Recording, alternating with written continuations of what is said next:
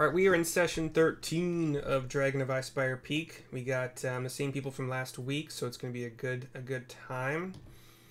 I have a recap. We were all talking to Falcon after the rescue of Harbin Wester's cousin, whatever, from this lumberjack camp, this lumber mill, where a bunch of onkegs were causing some ruckus and basically killing everybody but him. He got lucky.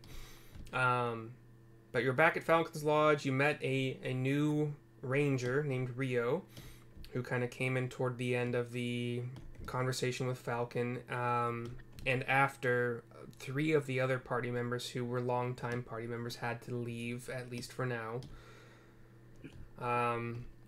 You guys, upon trying to get back to town, encountered the young white dragon that is at the heart of this campaign, because I rolled a natural 20 on the encounter table. And luckily you guys did enough damage to it before it had a chance to try to damage you, to make it rethink about how easy it would be to just eat one or more of you. So it flew away. You get back to town, you talk to the town master, and he gives you your reward for saving his family member. You get a couple options where you want to go next, and you choose the Tower of Storms, I believe it's called. I'll make sure about that. You can do a little bit of shopping, kind of like restocking, maybe even buying some new weapons or armor. I don't remember for sure what it all was. And then you rented some horses, because you knew it was a long way off, and you reached the Tower of Storms no issue. Left the horses in a safe place, and you made your way along the only path that was available, because it's like this lighthouse that's built out on this like raised bridge thing, like an island that's connected with a stone, a man-made stone bridge. You meet a giant crab who is nice, friendly, and takes you to a banshee that is also mostly friendly, and you accept the quest for, a talking giant crab, if I didn't mention that. You accepted a quest to kind of help try to free the banshee lass, from this eternal torment that she is currently going in. You see a green, like, sickly color coming from the lighthouse light, which also gives you maybe even more reason to inspect what's going on and hopefully rid this land. And maybe, if you didn't know, I believe the banshee would have given you information about a higher number of shipwrecks since the light and the tower turned green, as if it's drawing people in as opposed to warning them of the danger. You meet some harpies in a non-fun way. They are less friendly than the banshee and the giant crab. And with a little bit of risk from the songs, but some really good saving throws, you guys do defeat the banshees. I don't think there was a lot of damage taken. I think you guys are doing mostly fine. Totally fine. The harpies, you mean? Yeah, the harpies are donezo, but you guys I don't think took a lot, if any. I don't remember for sure. I took some. Okay. And that's where we left off. Yeah. You guys are... Yeah. I'm trying to remember what the Banshee's backstory was, because she wanted us to go recover some sort of conch shell, which was gonna allow her to maybe pass on to another plane, or go to her god's plane or something. But why? But she gave us more story. I think she was maybe the proprietor of the lighthouse or something. Yeah, something happened. Let me do my best, because I may, this was at a point in time where my intoxication level is a bit higher than it should have been. So let me make sure that I gave everything that I should have given. She manifests as a ghostly elf with gills, webbed hands, and webbed feet. She was a sea elf. I did mention I did mention at least that. I know that. She's wearing spectral garments that sway as though she's floating underwater. She might have even mentioned that she can't travel further than 100 feet from this cave, because it's kind of like her eternal resting place, so she can't actually reach the lighthouse to do what she needs to do to get her conch back. She was killed by Mosco, Moesko, who took the conch that Neil mentioned. And she demanded that you guys retrieve the conch, bring it back to the cave, and you can set her spirit to rest. What she did before this, what was the name of the guy that... M-O... Moesko, Moesco, maybe, I don't know. Moesco took her conch? Yeah, killed her and took her spellcasting focus to conch. Okay, and her name was Moral, I remember. Moral, right? yes.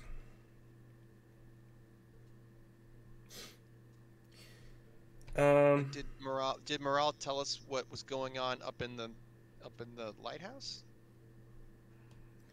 That is not in any of these sections, so I do not believe so. But maybe there could be some inference made about Moesco being part of the cause of it. I don't know yet. You guys went up some stairs, roughly hewn stairs. You're about 80 feet above the water when you fight the harpies. You guys did open the door to this section where I've got my little marker. And you see it's just a square room with a couple other doors. And yeah, that's about where we are. What would you like to do next? I either will drink a healing potion or I'll look to Neil and be like, do you have any healing perchance? Yes, I've got healing potions. No, I have a healing potion. I'm saying magic. If not, I'll just drink my potion. Oh, yeah, I have magic, but we don't know what's going to hit us, so perhaps we should hold off on that. How bad are you hurt? Like, I'm down by a quarter point, 25%. Really? I'll just drink a healing potion. Let me see how many potions I have. I have one. I'll drink it. And that's 2d4 plus 4? Wait, did you? I guess we're not really taking a short rest here. So yeah, so you'll have to drink your potion, right? So then, yeah. Yeah. Well, or we could take a short rest. I mean, do we get the feeling we can rest for a minute, or does it seem like a bad idea? What's the lighthouse, the green, doing in the lighthouse? It's just doing its normal kind of lighthouse spinny thing. No changes since the banshees. Not banshees, sorry, harpies. Opposed to a short rest. But what's the group think? How about you, Rio? That sounds all right. It's fine with me. Can we just post up in this main room and pull out some beef jerky and rest for a little while? You are welcome to try, yeah.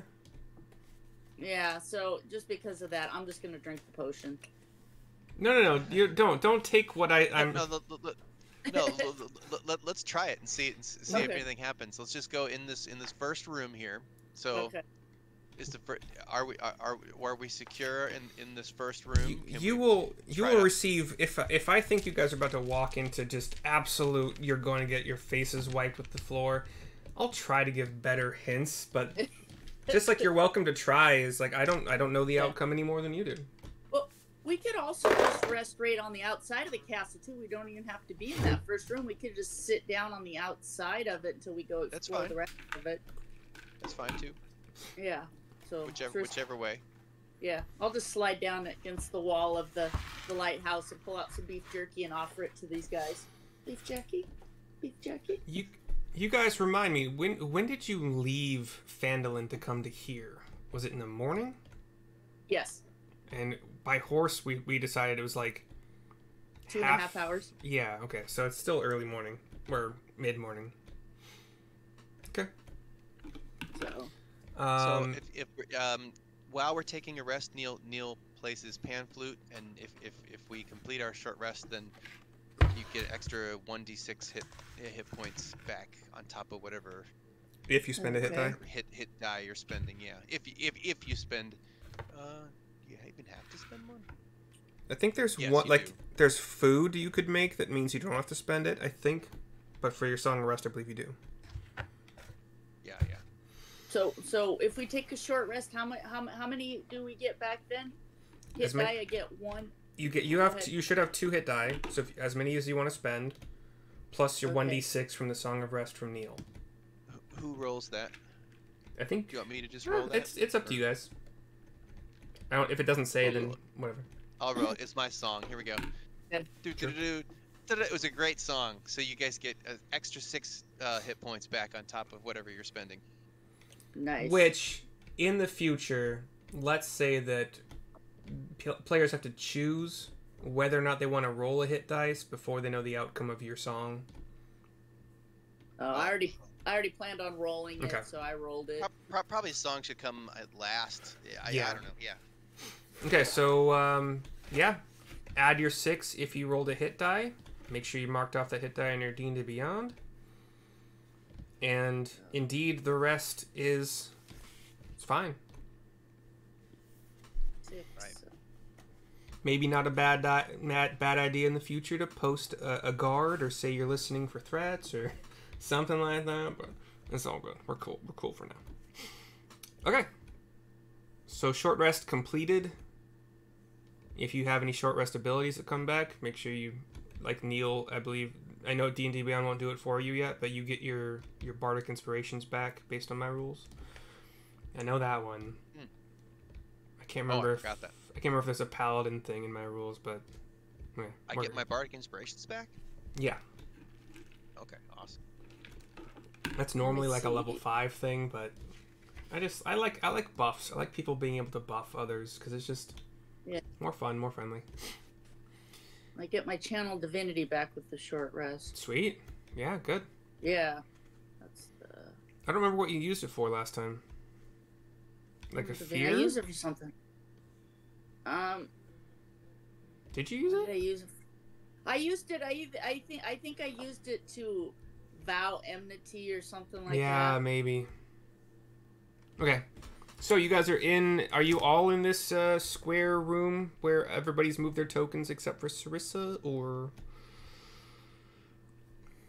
are you outside? What's your dealio? I'm where I am. Okay. So what are we doing? It's a non-square room to me, but Yeah. That's fine. a room of squares. You are correct. It is definitely a Room fucking- square. So 6 head. Yeah. So what do we see? What does this room look like? Let's see if there's anything that 15-foot high room is empty. Through a dirty window in the south wall, you can see 2 ships' masts jutting crookedly from the water. So that'd be like this south window, I'm assuming, and probably like these ships that you can kind of see in the water. that doesn't bode well, does it? You also obviously, you would see this door here, this door here. Sarissa will put her ear up to the door on the north end. I think this is north right here. It's like, yeah, give me a perception check. Okay.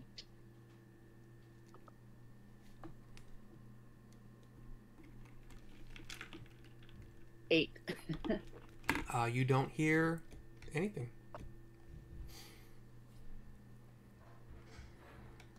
Aside from like investigate. the crashing of waves. We probably should. You guys were so good against those harpies. Oh boy.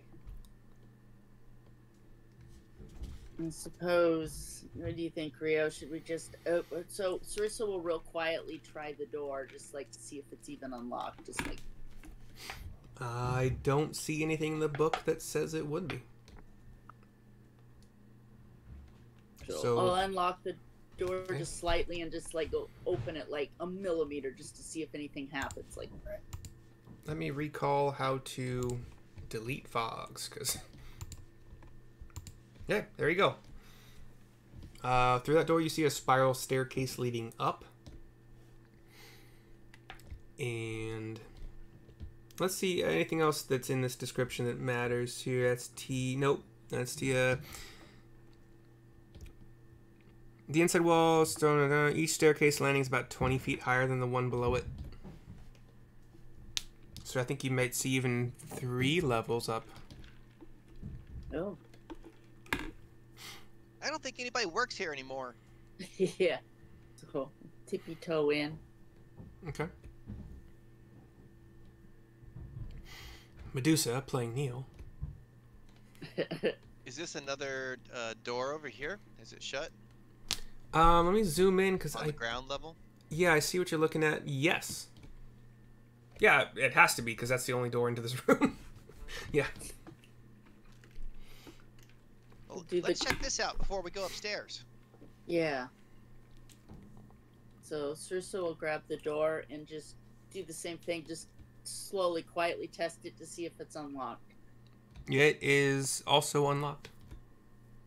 It opens, makes a normal, like, I can't make a door sound, like, whatever. Yeah. That was good. Much better. I was trying to make the doorknob sound, but, yeah. No, fuck it. The door opens. You see a 15-foot, let me just make sure this is right. Yep. You see a 15-foot high room. Has some north-facing windows. I guess that would be these thingies. The map maker could have done a better job of like making it obvious where windows were, but whatever. Yeah, this all look like windows. They're still beautiful maps, so I'm fine. Gotcha. A barnacle oh wait, are you going into the room or pretend you didn't hear what I said?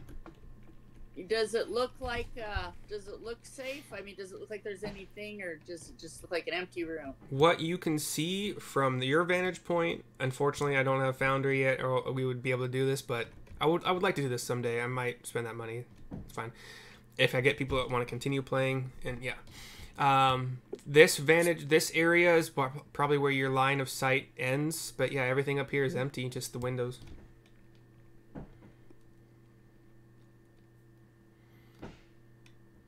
Neil, do you think we should go in? Yeah, let's go in and see. Oh Lord, I just have a terrible feeling. You can handle it. Rio's pretty strong too. Yeah. Rio, are you in the circular like stairway room with them, or are you kind of hanging outside? I'm trying to go off where your tokens are. Yeah. Okay. Sarissa, are you entering? Yeah, screw it. I'll take a step in. I'll have my sword raised, though. Okay. You know what I'm going to do in the future is... You seem so trepidatious about, like, entering rooms that are probably just completely empty. I've just never been a frontline character. I'm always the squishy one at the back. That's quite true. I don't know what to do. In this case, your trepidation was actually a little bit warranted.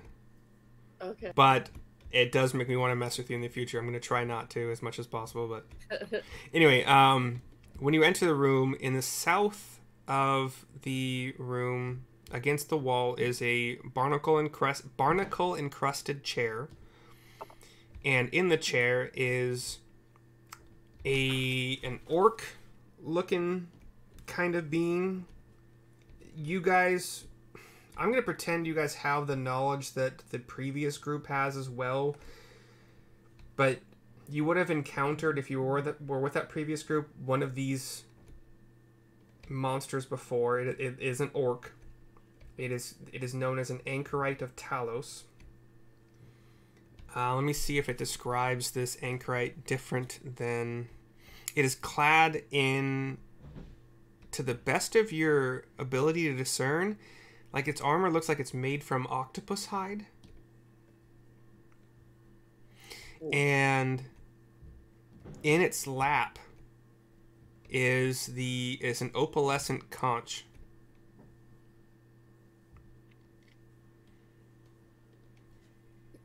And it's alive? Oh yeah. Give me... This is a large... It's an orc? Yeah. It's an orc, essentially. Okay. Mm. And Oh, and fuck. No, hold on. I had to keep reading. I'm so sorry. Okay. You... Fuck, it doesn't say anything about the... It's unmoving. Doesn't react to your presence in the room. Huh. So Wait. Guess. Fuck this book. Okay, hold on. I'm sorry. No. He is alive. Okay. And he sees you. And he demands, leave this tower. Or I shall why? attack. We just got here.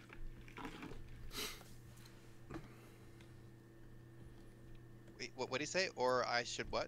Or I shall be... Well, a better thing was, I shall be forced to expel you.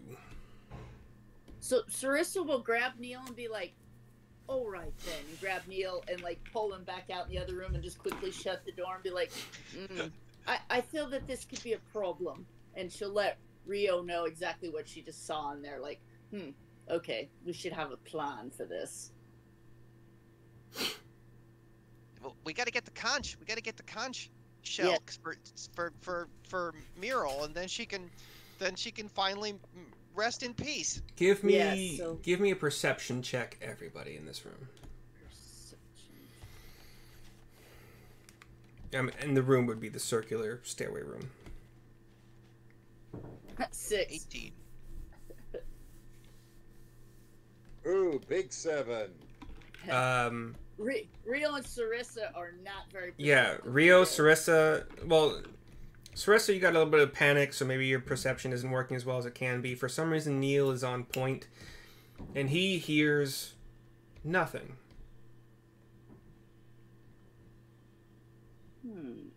Not like silent, not like a silent spell.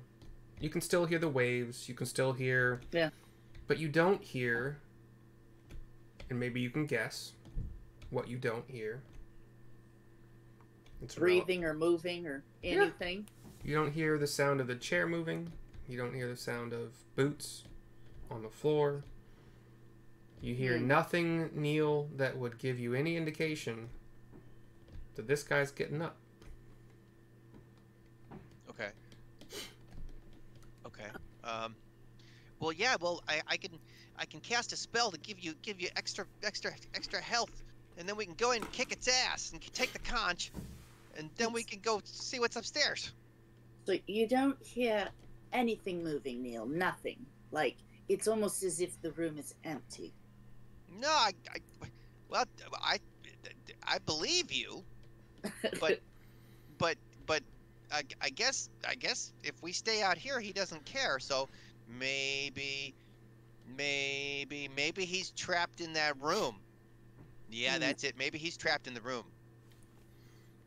Can Sarissa like lean in, crack the door, and pick up a pebble and just kind of lightly chuck it at the chair? Just a little tiny pebble. Just roll it along the floor towards the chair, just to see if anything changes. Sure. Yeah. Okay. I'll lean forward. I'll do that, and then I'll shut the door real quick and see if I hear any. So you just want to roll a pebble toward a chair. Yeah. Just to see if anything happens. And if we hear anything move or if anything changes, I'll ask Neil. Did anything change? Did you hear anything move besides my pebble? Okay.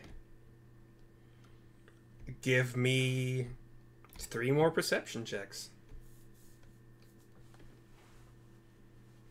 A new thing has happened. 18. 11. How about a 24? Fuck. We got really... Neil, you're a little bit dumbfounded by like what is she doing with this pebble thing? So like maybe you're less focused on hearing than you would otherwise be. The other two of you, especially Rio, you hear the pebble roll along the ground, and let's just say You know, actually, give me an attack roll, a ranged attack roll, Sarissa, please. Attack. How do I, what do I roll for that? You technically probably don't have anything unless you have our javelin. Well, this would be a dexterity. So give me a d20 plus your dexterity mod. Okay. My dexterity mod. Probably like Yeah, 1. that would be the +1. Yeah, so 11. You got 11? Okay. So the two fantastic hearing, especially Rio. You hear the pebble roll. You don't hear a sound as if it strikes wood. You do hear a sound as if it strikes stone. So you're all welcome to piece together the information based on the attack roll and the perception rolls. And I mean, Neil, yeah, you're still like, what is she doing? Can I use my detect thoughts to see if I did? Well, no, because I guess I don't. Paladins have detect thoughts? Yeah, I think it has something to do with being a tiefling. Oh yeah, maybe. Yeah, and I get one use of it at a set. You know, it's one of those things.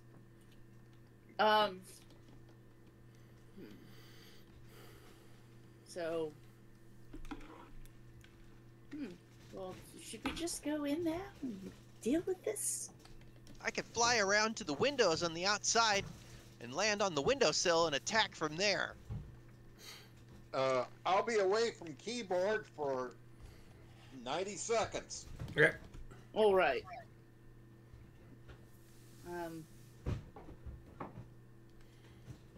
Want me to go around outside, come in through the window? I can fly like this. Why don't you go around outside the window and tap on the window? Don't attack, Neil. Just tap on the window and see if you get any sort of reaction. Yeah, let me see what he's doing. Because I can get away. Oh, perfect. Neil's gonna fly outside. Well, he actually can't really hover for too long, so he's gonna just like come around the outside of the building, and then if I fly up to the windowsill, is there a place I can Sure. stand on the windowsill and look in? Oh, by the way, like, there's nothing to see in this room. It's like the exact same frickin' shape as the shadow. But, yeah. I mean, aside from the chair along the south wall, everything else is, and the being sitting inside of it. I see a chair on the north wall. That's, I think, a fireplace, but it says south wall in this book, so I don't know. Right. So the dude is down here. Yeah. Okay. In a chair. Yeah. Okay. So what's he doing? Is he still sitting in the chair? Just sitting. He's got a conch on his lap. Yep. I think opalescent actually does mean it's made of opal and like shiny opal, but I did not look up that word. Yeah, I don't know. So that's my best guess. Well, it's shiny like mother of pearl. Yeah, that's what I'm thinking. Yeah. I'll come back and tell everybody what I see and just say like, do you want me to go back to the windowsill? Opals are slightly less translucent than than the pearlescent. Cool.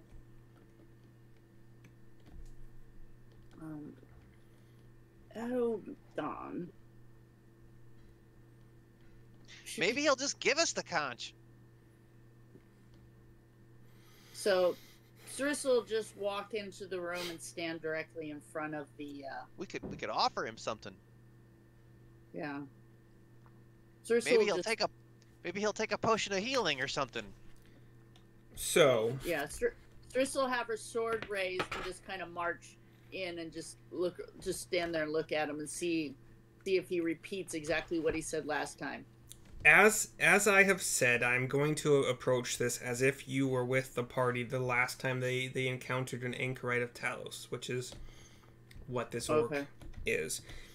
In that encounter, it did have a shapeshift, like they encountered it as a boar, a gold-colored boar in the forest, a big boar. And then when Okay. they got that boar low enough or wiped out its hit points or whatever the case may be, it transformed into this orc, and it also had a lightning bolt.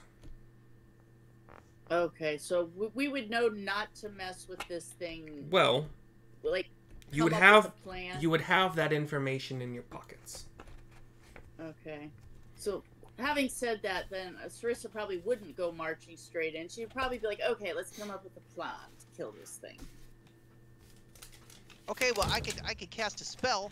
It gives you extra health every round, so you can last longer, stronger, longer.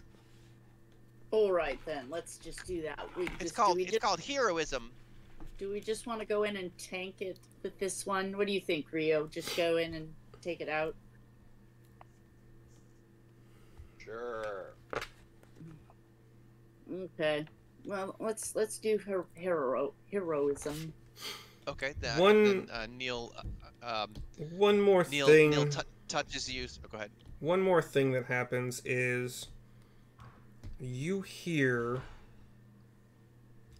a boom from the heavens. Sounds pretty damn similar to lightning and or thunder. And you do notice, let's see, let me just kind of... You do notice that there's a flash of white, like, all around this building, like the parts where you can see out of the building, but you don't see that, like, the flash of light being brighter through any window or doorway. It's a uniform flash of light all around this building. That was weird. Huh.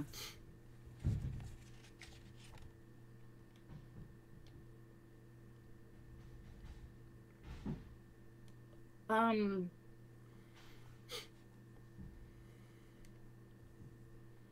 you guys do remember that the harpies attacked from, like, this outdoor ledge to the south, right? Oh, okay. Like, you can see my purple thing here. Yeah. Do you think perhaps we should just leave this alone until we find out what's in the rest of the castle? This feels nefarious. I'll do whatever you want to do, Sarissa. You're the hero. I'm just gonna write the story of your amazing exploits. I'm not used to being the hero. I'm used to being the small, squishy one at the back. It does not sound like you are leaving. All right, then. Sarissa suspects messing with things that have lightning is not good for one's health.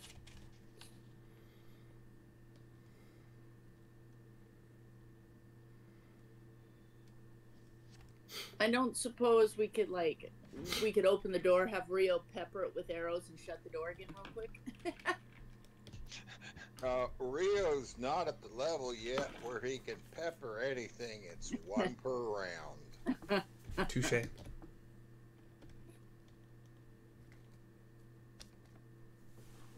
Not on my list of approved spices. All right. Well, so with this hero thing we get, what do we get, Neil? You're immune to being frightened, and you get 3 hit points, 3 temporary hit points every round. Okay. Let me also make sure that I described this building you have entered appropriately or accurately. You do see a tower that rises about 60 feet into the air above that whole 80 feet from the sea level plateau that you guys are on. You do see 2 stories. So, like, you do have the 15-foot ceilings that you're in right now, but there's also, you know, theoretically another story above you. And then also, you know, more tower above that.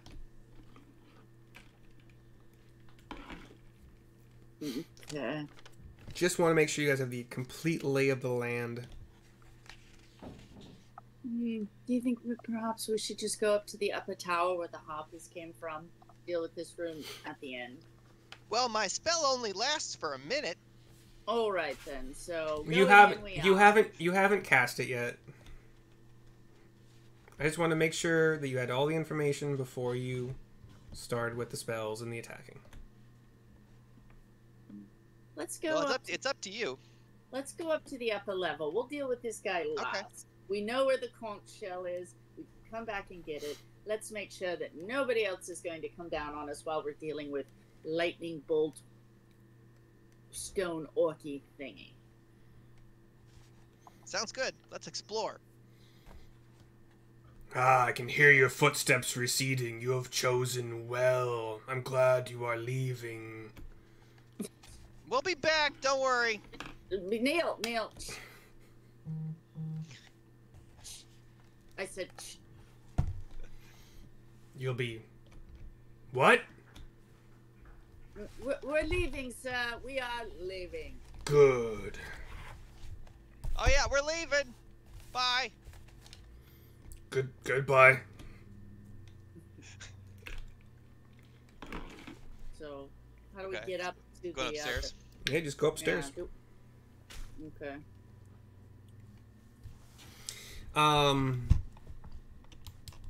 Let me figure out how to cut away. I know there's a way to cut away some of this. Wait, no, I already have it. Okay, cool. It kind of almost looks like you can go up in the tower, but if we want to go to the square, the keep, like almost like we have to go through this door down So, the south right here. if you are heading up the stairs, you see this most recently revealed thing, right? Mhm. To the right? Up and to the right, Sarissa. Circle kind of thing. Maybe refresh Owlbear if you don't see this. I don't see anything. You gotta I'll zoom out. refresh. Yeah, refresh. But this stairway, the second level, is where you find yourselves now. And you see a door. And you see more stairs going up. I think I drug you over there, Sorcerer. I thought I was dragging me, but I drug you over. You see it? You did, yeah. We're in a tower in the middle of the bay. No, it's just just imagine. It's how the map. Yeah. Oh, okay. Otherwise, drug her off. it would require multiple maps. You're gonna have to drag her back in the tower because she's Yeah. under the fog of war now. There. All right, so we keep walking up because I see just another. There's a door Surface. here, There's another door. Oh. and then more up if you want to.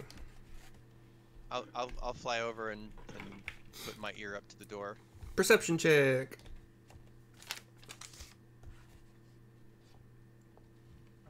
15. With a 15, you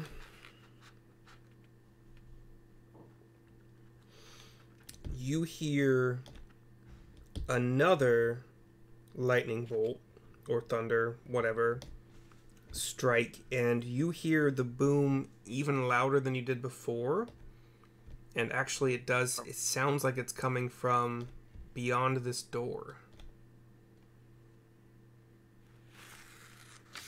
Well, I mean, I imagine everybody heard that, right? I mean, Yeah. did you But you're guys hear that? You're the only one with the ear to the door, so.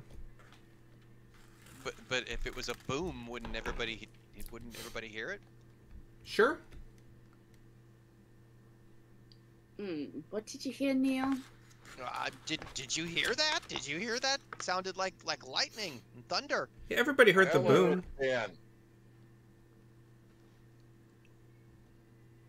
So, did we open the door? No, I don't know. Let's keep going up. We'll keep going up. It sounds similar to the lightning we heard from Mr. What's-His-Name down on the ground floor. Okay. So up is where you're going, no door? Yeah, Okay. I would say yeah. Let me see if I have this. I do, okay. So if you keep going up, you get into this room. And let me find the text for it. The pinnacle of the lighthouse beacon is partly open to the elements and surrounded by a narrow walkway topped with an iron railing. 3 open archways allow the beacon's pulsating green light to spill westward over the sea. The light is so bright. Hold on. It's bright. It's bright light.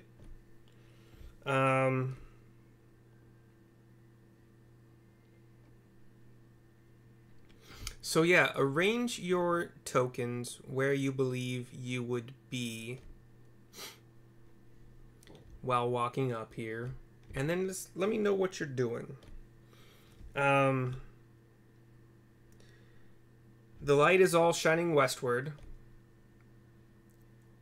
It doesn't rotate. And from Neil's point of view, he can see what looks like, and if you zoom in, hopefully you can see this, looks like a beating heart.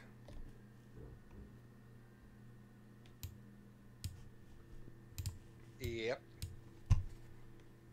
And the heart's the source of the light. Let me just make sure. I think it is. It floats about 5 feet off the floor. It is quite a bit larger than a normal heart. Neil grabs his sling and loads his sling and aims it at the heart and says, "I don't like the looks of this." Okay. There is, so this is, it made it complicated here. So it doesn't actually matter which direction the heart, the light from the heart is actually emanating. Anybody who believes they would have looked at the heart, your vision goes dark, like you've been exposed to like a flashbang kind of thing, like just you do see those little like white patches in your vision if you think that you would have looked at the heart, which I definitely would have looked at the heart. It seems like it would be a normal thing for, unless one person looks and then the other and like exclaims, "Oh my God," or whatever, and then I don't know, but well, I mean, yeah, the first person upstairs would have looked at it and okay. So Neil, that seemed to be you based on been blinded. Yeah, based on the tokens, you are blinded. Okay, all right, and then you guys probably would notice that I was like, ah, and I dropped my sling and I close my eyes and I'm screaming and I fall to the floor.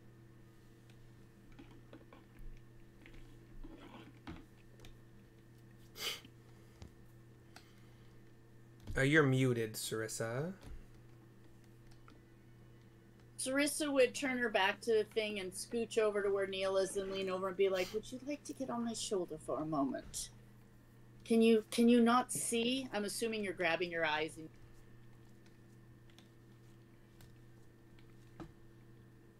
Neil. No, yeah, I can't see anything. Okay, I can't see anything. Remain calm. I am going to place you on my shoulder. So okay, don't look at that. Don't look at that heart. Okay, so it's a heart. All right. So I'll put Neil on my shoulder and then lean down the scooch back over and be like, "Don't look at the source of the light in the middle of the door." Neil, what did you see? Oh, there was a gigantic evil heart. We gotta destroy it. We gotta you can destroy it, Clarissa. Destroy it, Rio. Destroy it. All right then. And about this time, your vision returns. Like, patchy maybe at first, but starts to return. Neil, you've stopped screaming and clawing at your eyes. Can you see? Yeah, it's getting better now. All right then. Cover your eyes, you guys. Just cover your eyes and attack it. So Sarissa will reach on her cloak. She'll reach down and tear off 3 little pieces and hand a piece to Neil and hand a piece to Rio and tie a piece over her eyes so that she doesn't have to worry about getting blinded by this thing. Okay. What's your strength score? My strength score? Yeah. What? To tear 15. off. Okay. Sure. Yeah. Okay. So we should we do we know anything about this? Does searching the database, does it sound familiar? A beating heart with green light. Are you asking me? No, I'm asking the group. Okay. Do we recognize this at all?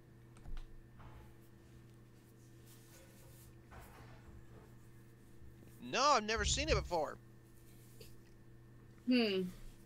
I suppose I could just go in and stab it and see what happens.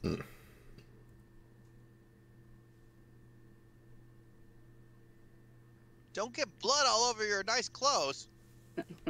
So, having heard nothing, I suppose... I don't know, I guess Sarissa will just walk in and...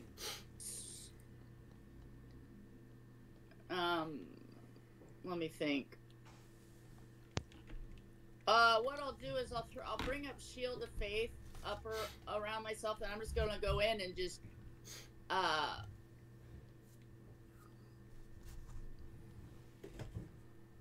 like, do I get the feeling do we feel like there's magic in the air, or like I should go in and stab it? Like I said, I'm not used to being a paladin. I don't know how a paladin would react. Give me an Arcana check. Okay. I'm not very good at Arcana. 4. What you know is that Neil saw a beating heart, a very large beating heart, much larger than a heart should be, and that's seems to be the source of the green light. Can I pull out like a candle and light a candle and just, do you know what I mean? Like something that's burning and just kind of chuck it into the room, like try to hit the thing, or I don't know. Or would a paladin just go marching in and stab it? It's your character. I don't know. Sarissa is overly abundant. I mean, she's a paladin in a tank, but she doesn't want to die. She's not stupid. Most people don't want to die. Yeah. But we don't know what's going on, so... Fine. Nobody's going to do anything. Sarissa will just pull up the Shield of Faith and go in and just heave down on the thing with her sword. Alright, give me an attack roll at disadvantage because you can't see.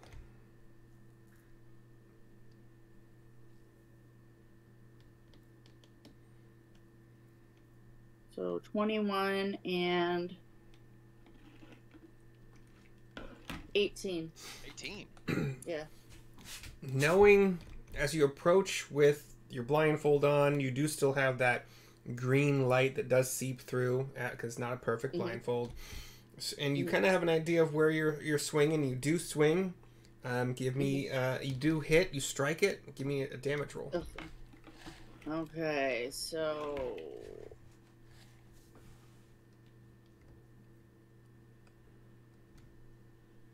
11. 11 damage. As you swing, are you swinging, stabbing? How do you want to do this? Sarissa will come in and do your typical warrior. Well, I only have one arm because I've got my shield. So sure. I'll just come in and just do the, how about I just come in and do the parry where you just go, like that right through it. So a thrust. Because thrust. Okay. I'm a dueler. You do indeed thrust basically straight into the heart of the heart. Okay. And as you do, the light winks out. You can see again. I mean, you're still blindfolded, but it does feel heavy at first, and then it starts to feel lighter and lighter and lighter, and then nothing. You just feel the weight of your sword. Sarissa will lift up the bottom of her because the green light's gone, and I'll peek. Be like, come on, guys. Yeah, tiny little peek. If you would lift it soon enough, you would see the heart shrivel, and basically implode on itself until it's nothing. There's no trace of it anymore. And the green light is gone. All right, gentlemen, you may remove your masks. I seem to have killed whatever it is. Maybe there'll be no more shipwrecks now. I think this thing was responsible for the shipwrecks. Oh, yes. Do we see anything around the room, or it's just a plain old lighthouse key? There's nothing in here that would describe like what should be here as far as a lighthouse goes, and based on technology these days, I don't know if it should be a burning giant brazier that's kept up by the lighthouse keeper. It doesn't say anything, but there are the window slits. There's room for what could be a giant blazing fire, kind of like to warn ships. Can we reload the brazier and try to light the fire normal? Like, I'm assuming there's fuel and stuff in the room. Can we, like, load up the brazier and try to light the brazier normally? Well, that is quite an assumption, because I don't see anything about that. So... But in an old-fashioned lighthouse, you would keep a bunch of fuel and stuff up there and a method to always light it. That's the God, you would hope so. of a lighthouse. Yeah, you would hope so. Yeah. For now. So there's no fuel or anything up here? We'd have to go down to the courtyard? You do not see anything that would be fuel or even a brazier. Nothing. We'll come relight this momentarily. Do we see fuel down in the courtyard? No, I don't believe so. Keep doing what you're doing, and I will see if I find something. I mean, I'll make it up if I need to, but I don't know if that's going to be the purpose that we're on right now. So we didn't see any fuel down in because it just seems weird. The lighthouse wouldn't have like a. Think about the beacons of Gondor. They kept shit piled up to keep them lit. I know. Emergency. I'm well aware. Let's get to the heart of the matter and go get the conch back. All right. So note to self: we should relight this so we don't have any more shipwrecks. Let's go down and see what the big baddie down in the square room at the bottom of the tower is doing. Should we skip this second floor? Actually, let's go listen. Let's go listen at the door on the second floor again. Excellent. Okay. Let me move the map here. Oops, sorry. I don't know how you guys are like grouped together, but I moved you both as a group somehow. Let me find your token. Oh yeah, I was attached. I was on her shoulder. I disappeared there. I forgot you can attach people. I've never done it, so. All right, Neil. So can Neil and I both lean against the door to listen, and Rio too, if Rio wants to. I got a 9. Okay. Anybody who wanted to listen against the door, perception check. 9 from Neil. 13. Okay. How about you? 25? Jeez, Rio. 25. Even with the 25, you don't hear anything aside from the crashing of waves. And you also don't like see any flashes of light, which could possibly explain why you don't hear another boom of thunder. Boom, yeah. Well, we took care of the heart. I mean, maybe that was the evil. Well, all right then. Sarissa's just gonna step forward and swing the door open.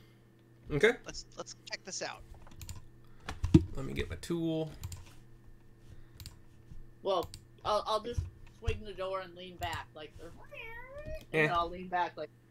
Okay. When you swing the door open, nothing happens.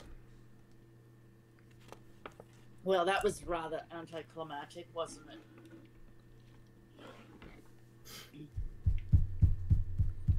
So, she'll peek her head in the room. As you enter the room, you die. No, Yeah. You can see some some more windows on the west side, which again you can't see, but let's just pretend there's a window to the north of the stairway, a window to the south, and then another window along the other south, like the west facing wall on the south square. Like right here. Yeah. Here. Yeah. Normal arrangement of. The rooftop. Wait, 1 foot. This doesn't make any sense. I'm going to read this to you and see if it makes sense to you. Enclosing the rooftop is a 1 foot high stone wall with a 2 foot high. Is this the right freaking? Yeah, it's the right room. Yeah. With a 2 foot high iron railing atop it. A similar railing. It's this tall with the 2 foot railing on top of it. A similar railing circles the walkway of the lighthouse beacon area, Okay. which is where you just were. Okay. 20 feet above this area, so like I said, 6 foot. In the southern portion, this little kind of thing you see down here, that is a 10 foot tall wrought iron lightning rod that reaches up toward the sky through the ceiling. Oh. I'm wondering if this lighthouse wasn't powered by lightning of some sort. As long as it's not a magnet. Iron, Right? Also, Sprissa gets dragged across the room. iron and electricity, right? I don't know. Right? I don't know how magnets.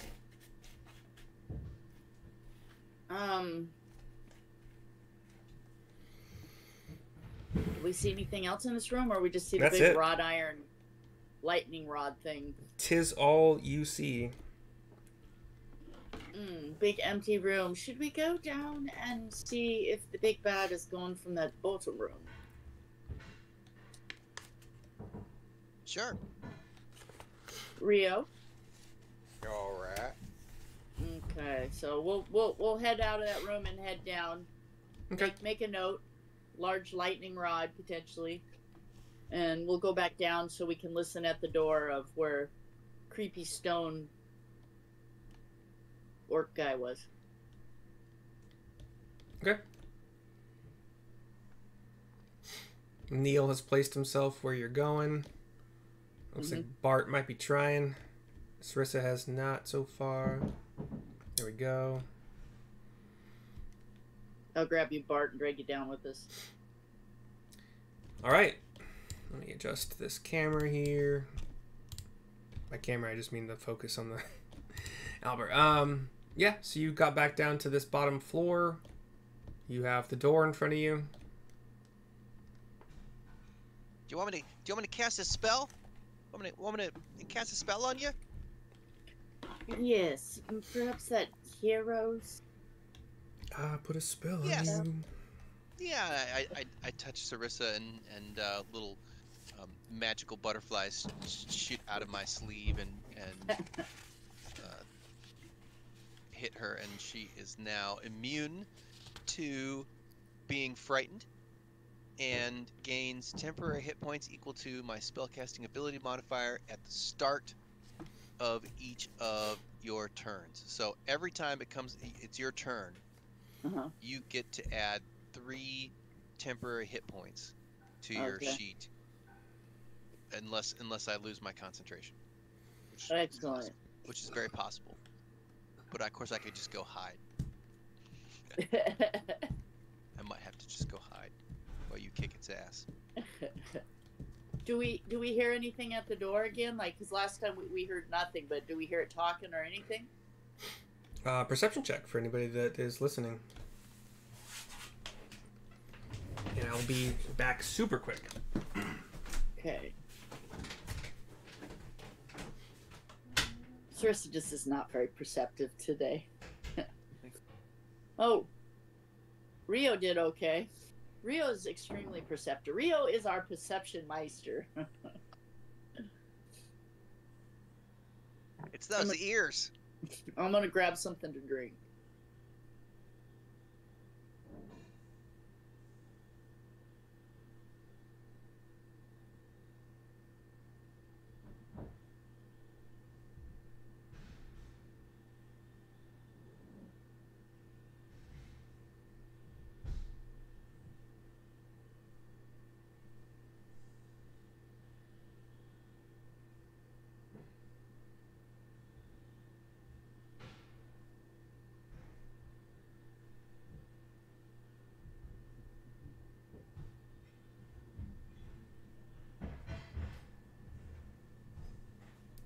love your black horns, Shannon. Those are so great. This is so great. Are you using like Bluetooth head like earbuds? Is that what you're doing? That's normally what I'm doing, but they're dead, so I'm just using the mic in the iPad right now. But normally I put on the little Sounds good. Yeah. So Actually, sounds good. yeah, these were the best purchase of the year, I think. I mean, I found them on sale for like $17, but I want to wear them all the time. I love them. Yeah. Justin, these rings and shit that you're doing, or is that not add-on? That's not the right word. I think they're built into Owlbear. Oh, it's just built in. Okay, because you Not an linked. extension. I think Yeah. if you look in your images bar, there's like there's the tree, the horse, the sword, and then the next thing over called attachments. I have none. It says add attachments, which I guess I I'd have still to add. have that big add character bar at the bottom. I just Yeah. cannot get rid of it. I don't know why you guys have that. Anyway, I gotta find my damn. Wait, what? Oh, it's maps. I have to add props. I have to add mounts. I've added characters manually, but I don't got anything else. Anyway, massive perception check from Rio. And anybody else do anything good with that? Sarissa is barely aware that she even. Sarissa barely perceives that she has perception. She rolled so low. So the two of you who aren't Rio, do you notice that Rio is just like still as stone, eyes closed, listening so intently, and that distracts you guys from you attempting to listen intently. But none of you hear anything.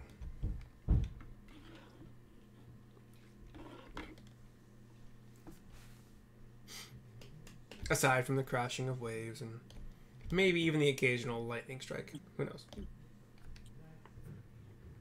Let's go kick his ass. Sarissa will just be like, shake her head and be like, "All right, this is getting us nowhere fast." So I'll open the door and walk into the room. All right. You still see the orc sitting in the chair with a conch on its lap, unmoving, like last time. Mm-hmm.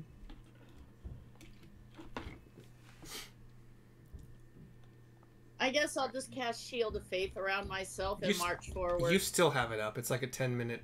Okay. Yeah. Okay. Right? It's 10 minutes? Yeah. Neil flies in and says, "What do you want for the conch? What do you want for the conch? I'll trade you." He does not respond. Is he breathing? Give me, I guess, a investigation check? Or a medicine check, maybe? I mean, medicine would be like, I get... how far away are you trying to find that information, I guess, is the question. No, I'm not getting close. Okay, so I guess investigation would be okay from this range. Okay. Nat 20. No. Sarissa All right. trip. But none of you checked earlier if he was making any signs of breathing. So do with that information what you will. Yeah. Are you gonna fight us? Are you gonna fight us, or do you want to trade? Who wants to fight, Sarissa? At that, nothing happens. Sarissa will walk forward with her sword out and just tap the conch on his lap and try to tap it off on the floor. Like a cat. Yeah. As you do that, I'll fly up with a little bag of sand and sort of that hopefully I think weighs the same Indiana amount Jones? as the conch. Yeah, Indiana Jones style. And like as you I'll set the bag of sand on his lap while you knock the conch off. But first you got to go like this. You got to tip your hat back, go like this, and as it comes off. Okay, so wait. So who's doing what? For real? Sarissa is tapping it off, and I'm looking at Neil because I know Neil's tricks. So And Neil, you are doing the sand thing as she's tapping it off? Yeah, Okay. I'll grab a bag of sand and try to put it where the conch was. And Rio, you've moved your token into the room. What are you doing?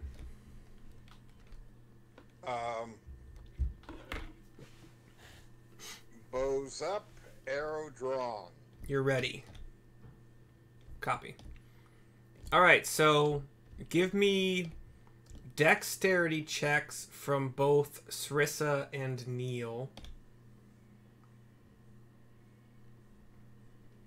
Not 20 plus 1, so 21. What kind of sword? I'm graceful like What a kind of cat. sword do you have, Sarissa? A +1 longsword. Okay. Just a dex check, or would this be acrobatics or? God, no. anything? You're trying to just drop a bag of sand at the same time that Sarissa's knocking this off. Yeah. Okay, fair enough. Sar- 16. Sarissa and Neil have done this before because Sarissa's been traveling with Fuck Neil off. for a little while. Bullshit, you've done this exact thing.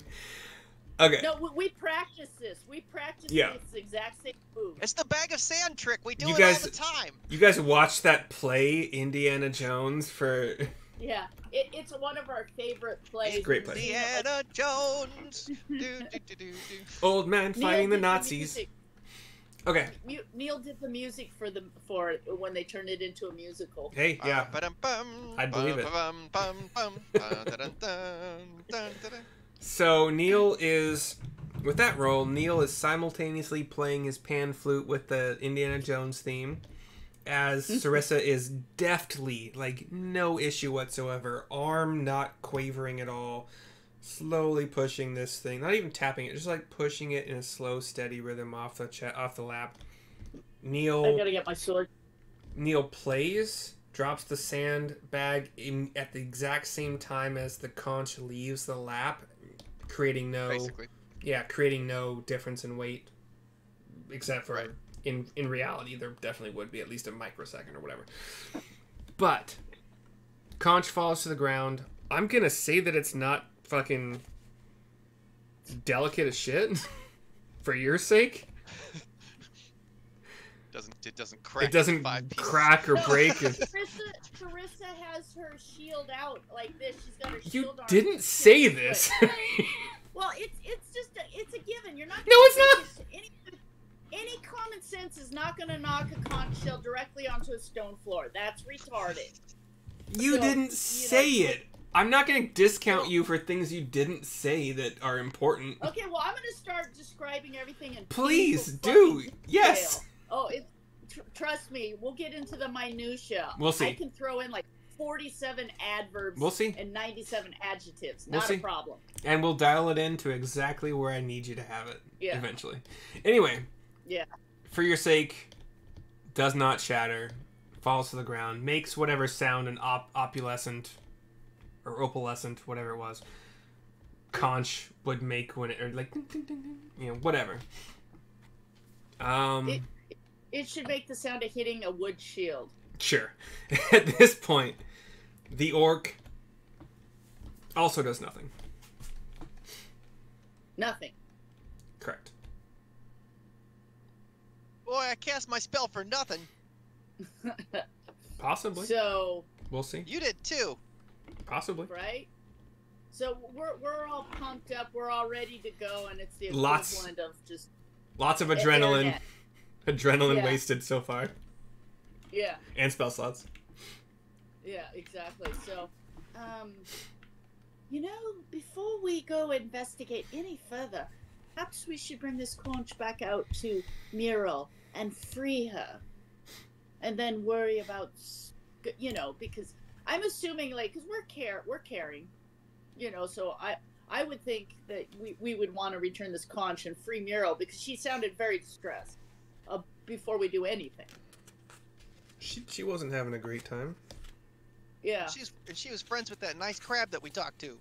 Yeah, so what do you think, gentlemen? Should we return the conch and then finish perusing this here lighthouse?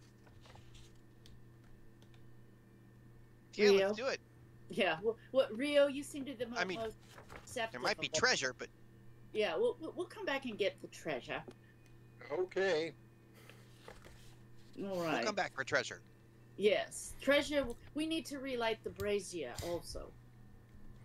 All right, so I'm just going to assume that you three are following whomever your leader is as far as tokens go on the map for now. So wherever Sarissa Yeah. goes, you guys aren't far behind or possibly even on her shoulder, as theoretically could be the ways of Neil, but...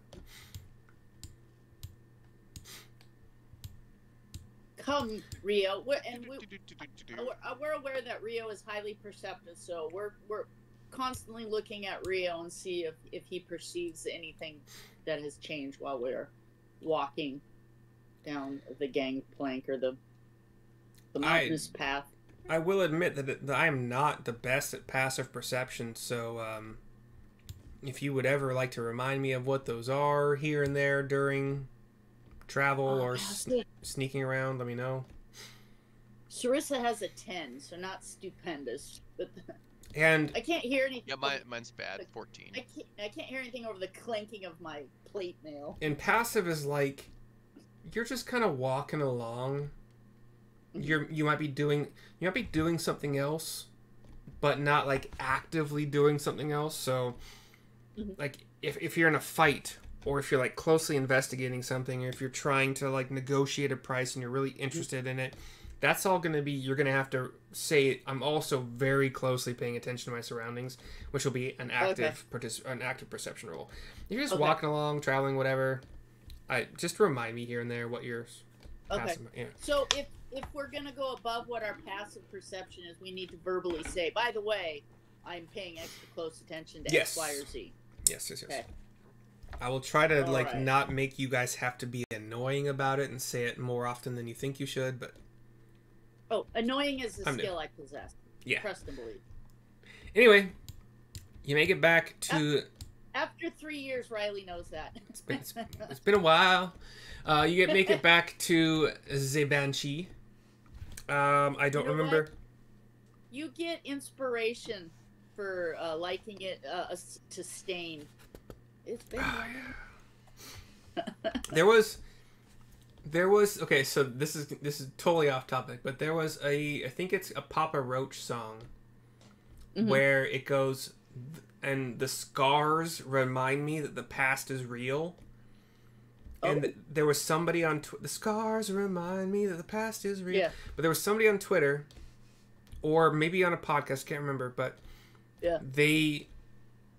they thought the words were "the stars remind me that the past is real," which they thought was this like fucking profound lyric from Papa Roach, because you are indeed seeing the stars like what 10, 100, whatever years later from up to hundreds millions of light Yeah. years after. So because light takes that long the to... light you see from a lot of stars, it's like those stars might not even exist anymore. Yeah, exactly. But anyway, So they thought that it was this deep, profound. Yeah, they thought the stars remind me of the past. Yeah, because starlight is hundreds, thousands. Anyway, you make it back to the Banshee. I do not remember the voice I had for her, but I'll make it raspy and female. Yeah. Well, it was actually kind of male-ish. So wait, raspy. That's because I forgot. I didn't know she was a female. I didn't read enough to. Yeah. Who has the conch? How are you holding it? Are you obscuring it? Like, what are you doing? I would, Sarissa, I have it wrapped in my shawl. I've wrapped around almost like a baby Bjorn carrier. Invisibly? Yeah, Okay. it's wrapped inside, down in the front like this, because I have my shield in one hand, my sword in the other, and then I have the conch obscured. It's in the front of... I heard the cries of the harpies, and I did not know if you would return. So she's Spanish. Fuck off! I don't care. I was like, there's a little bit of I almost went Italian with it, but I don't know. So Sarissa, with a grand flourish, will pull her conch out and present it to her. We have your conch. Meow. You retrieved it. Yes. How do we free you? Or sorry, how do we free you? There's a thing about that. Let me just make sure. And I'm at this point. I'm conferring with Rio and Neil. We should free her. Yes.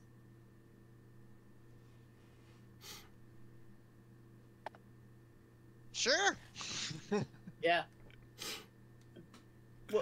And I'm looking at Rio. Rio, yes. Okay. Rio's the quintessential goes with the flow guy. Sounds like a good idea. Hold my beer. So you're just what are you doing? You she is reaching toward it when she sees it. Sarissa will yeah, I will extend well, I don't know that I want to touch her, so can I put the conch shell through my sword like this, and I'm, handing it to her? You're gonna have to Conch give. shells have. You're gonna have to. Oh, so it like the sword, like the conch shell's opening is the sword is in it. Yeah, and I have the sword, so it's kind of so it's. You're holding up like a conch teacup shells or that whatever in here. Yeah, Yeah. I would be slightly upward to Sure. hand it to her because I'm kind, but I'm not stupid. I don't want to be touching a ghostly sea elf. I don't. Give me a dex check. Dex check. Another one. Okay. I rolled God. so good last time. It's a different I got a 20. thing. Yeah. You got 20 this watch time? me. No, I got a 13. Okay. So she's reaching towards it, like the banshee eyes. You see them like getting wider. Like she's got a smile across her face. It just gets deeper and deeper as it gets closer to her. With a 13,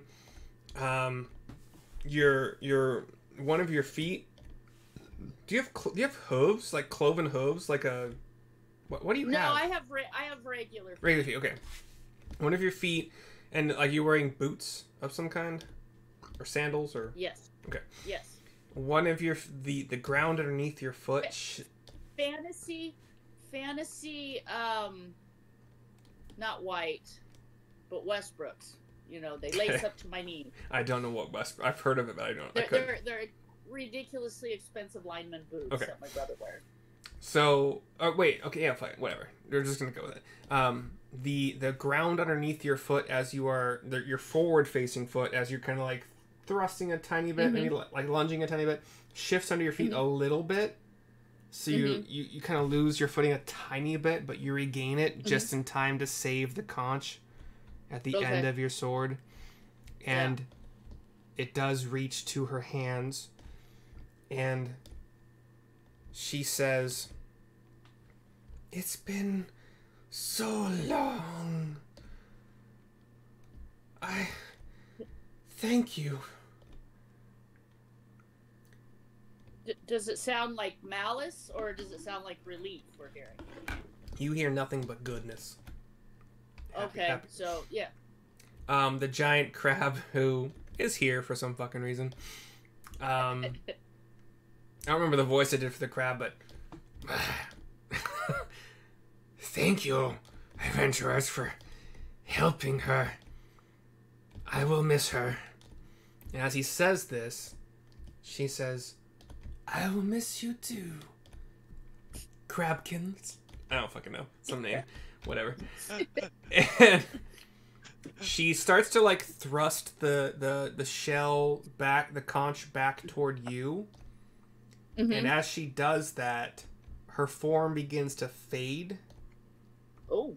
And the conch begins to lower as her form can no longer hold it up. So like she's being freed. Yeah, sure. But she's Oh, boy. fading. She's She's fading. just sort of disappearing. She's disappearing fading. into She's the conch, disappearing. Yeah. No, she's just fading. just fading. Yeah. Okay, well, I'll just keep holding it until the scene Oh, you're gonna plays hold it out. the whole time? Yeah, I'll Okay. hold. Well, I didn't know. I lower it. I lower it to the ground and I kind of set it on the ground and. So with pull her. my sword out. Yeah. So your stance is Like- getting lower and lower as you're holding it on the tip of your longsword. Yeah. Finally, I just kind of slide it off the end of my sword and I just pull my sword back and step back. picture you like at some point like being flat on the ground with the sword like Yeah. barely tilted. Yeah. Oh, what the fuck? Oh, cool. My four. Okay, my number keys can shift between the. Okay. Anyway, as you do that, as you're holding it up, preventing it from falling again, the banshee at some point is just gone. What's And Crabkins doing? Crabkins is doing whatever the equivalent of like a happy cry for a crab would be. Okay. Whatever you want to pick. Not the crab dance. No, not that cursed video. Okay. If you haven't seen it. Crab smoking the cigarette. So Banshee's gone. Let me click her out. Do we feel an enormous sense of relief just in general around the room, like a good thing Yeah. has been done? You know what? Sure. Like good. this wave of elation washes through all of you. Oh, good. We You know, did something good. Maybe even a visible wave from the Banshee's location. Kind of like when Sauron disappears at the end of Lord of the Rings, but the opposite, like a pulse of goodness. Wouldn't Sauron disappearing be a pulse of goodness? It seemed like it was a pulse of goodness. It destroyed the black gates and everything. Destroyed a lot of things. Made the orcs and shit turn around and flee, but Yeah. I'd say So that's it's all the good. opposite of that. It's Yeah. a pulse of goodness. Like Okay. we feel happy. Yeah, there was a happy pulse through all of you, the crab included. So like the tears like start to recede. The crab tears. The crab says, "Thank you. She was suffering for so long. I can still talk." Yeah, Mr. Crabkins, I don't suppose you know how to light the beacon of the lighthouse. We should probably Nope. take care of that. I was a crab for a long time. I never. Yeah. Still am.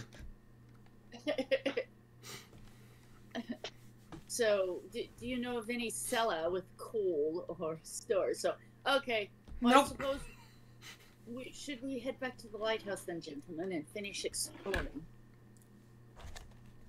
Yeah, let's see if there's any treasure. Excellent. I mean, somebody had to leave something for us, right? Yes, there's two wrecked ships, and there were harpies, and they are quite the hoarders. So, Rio, do you think are you fine with us going back and searching for a reward? That's what I'm here for. Rio's pretty straightforward. So, okay, so we'll make our way back. Sarissa's feeling real good because I am a paladin, and I do like to do good. The crab follows you. Oh, good. Last minute decision by yours truly. Yeah. Would you like to be called Mr. Crabkins? Just Crabkins, Crabby? Honestly, doesn't matter. Clap, clap. So, let's give you let's give you a Christian name or the equivalent of Christian. So A what? Sarissa's God. Yeah. So Is this bad? My God is the only God in Sarissa's mind. So I'm gonna pull out a name that would go. I shall call you.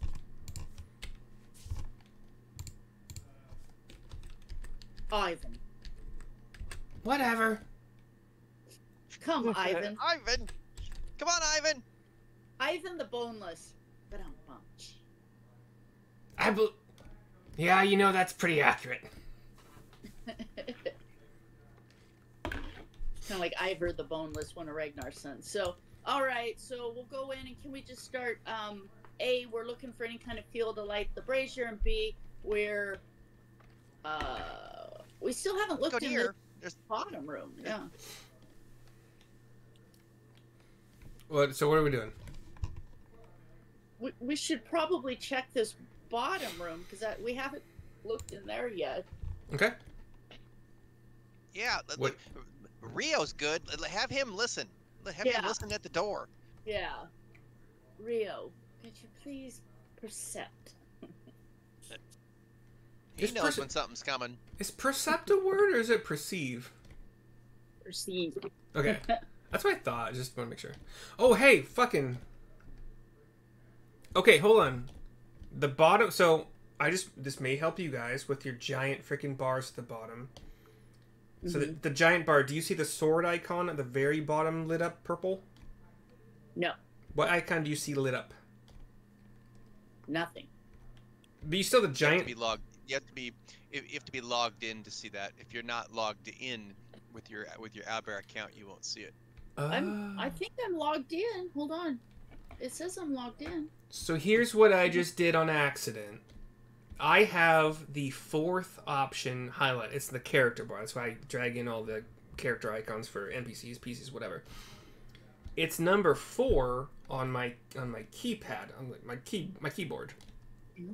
If you have it highlighted and you press number 4 again, it goes away completely. So all I see is like the little menu bar and nothing else except the map.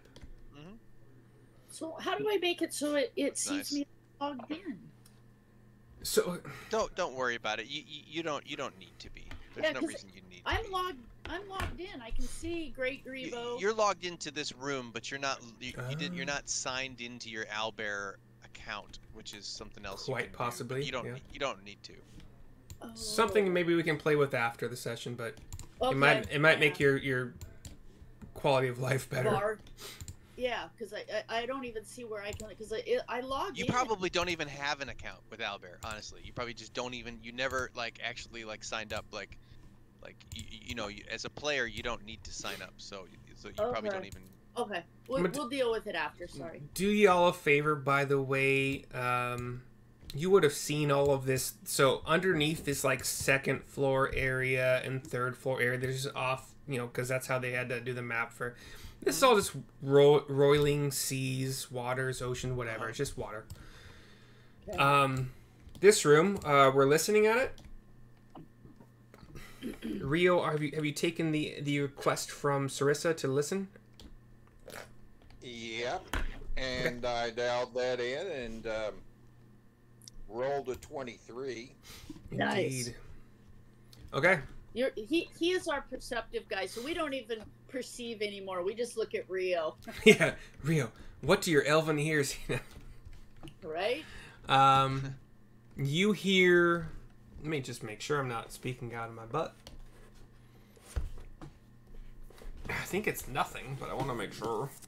Fuck! Oh no, we're fine.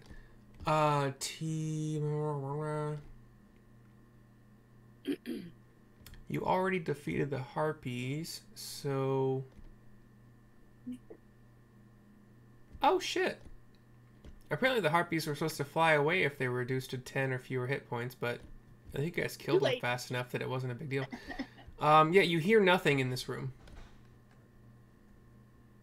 Okay, so we seeing no response from Rio. Sarissa just opens the door and shoves Neil in. No, just kidding. I would Opens the assume that Rio could talk for himself, and if he doesn't choose to, he could also be like a shrug with nothing. I don't know. So. But yeah, as far as you know, nothing. Open the door. Open the door.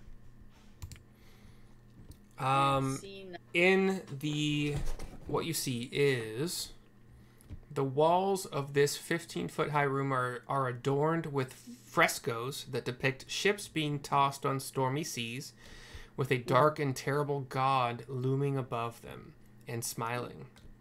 Set into the west wall is a dirty, salt-encrusted window. A stone altar with lightning bolts carved into it stands against the south wall. A metal rod descends from the ceiling above the altar, splitting in two before it embeds itself into the stone. Would Sarissa, because I am Sarissa being a paladin, I feel very strong that my god's the only god. I also think that Sarissa would be aware of other false gods. So would I know that this is Talos? Does that sound reasonable? Give me a religion check, please. Okay, because I see it this way: is to tell you that my God is the only one true God. I need to be well versed in all of your fallacies and falsehoods. Religion. The funny thing is, Thrind would know immediately. Oh yeah, so I got 11.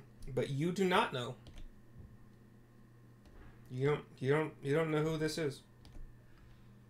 Okay, well, we should probably. So can I tear down the altar though? Like it looks like an altar to me. So can Sarissa just kind of like scrape any of the the iconography off the wall or paint over it or something to soil it?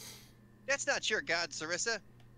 Exactly. It's offensive, Neil. One more quick thing I think that I mentioned based on the block text I read is that directly to the west of you, Sarissa, is a window that you can see a couple shipwrecks, in the water below. But So it's like shipwreck porn? Okay. Weird way to... Well, I'm just saying, like, some weirdo stared out that window and watched ships wreck. If that's the assumption you want to make, sure. Fuck, I don't know. Can we knock stuff off, like anything that's on the altar, knock it down, and like my sword scrape, the iconography off the wall, just disrupt it in general.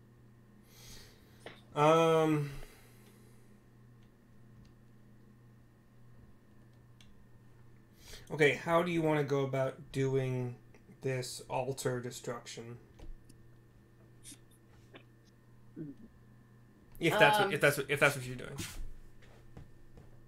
I'll with my broadsword. Well, I don't know. Then again, I guess Sarissa, I don't know that I would actually destroy it because it's not even a god. So my god isn't threatened by your god. So I probably would just spit on the floor and turn him. So you're gonna spit on the floor in front of the altar and then what? Leave the room. Okay. Back out of the room. Never turn your back on a false god. What is anybody else doing? I'm gonna search for treasure. I'm gonna search the whole entire lighthouse for treasure. Let's do one room at a time. Give me an investigation check, Neil, in this room. Okay.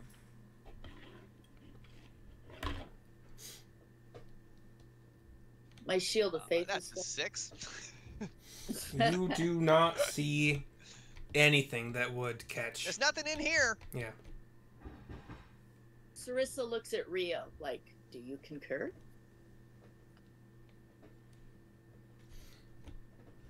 Well, I'll come in here and take a look. Okay. What are you looking for? Anything that might conceal treasure, and with only an 11, might not do that well. Can I take 10? Can you take 10? Is that what you said? Yeah. I got a 10-minute break? Take additional time to search. Oh. Yeah. This is something that I encountered my first time playing D&D. Like, I thought it was a more common thing to, like, take 20, basically. Like, get a nat 20 without the crit that it implied. Like, you take your time to do something thoroughly. Right, because we could just keep investigating over Yeah. and over and over and over and It over. takes extra time. If that's not a problem, then yes, you're welcome to take 20. Not a crit, but 20.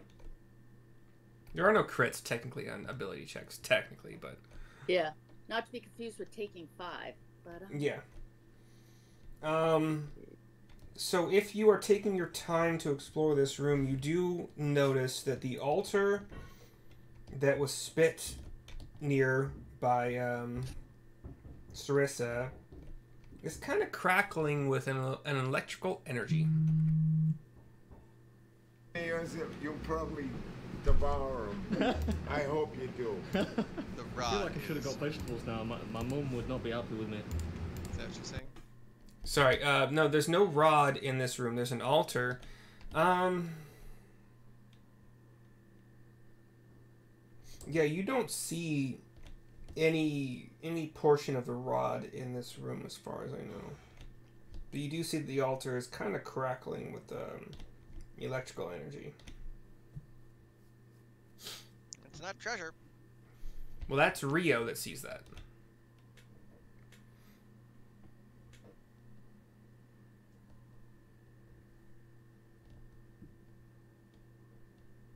Sarissa, I'm searching. I put my phone down somewhere and I haven't seen it since we started playing. Sarissa's taken her cues from Rio. My phone.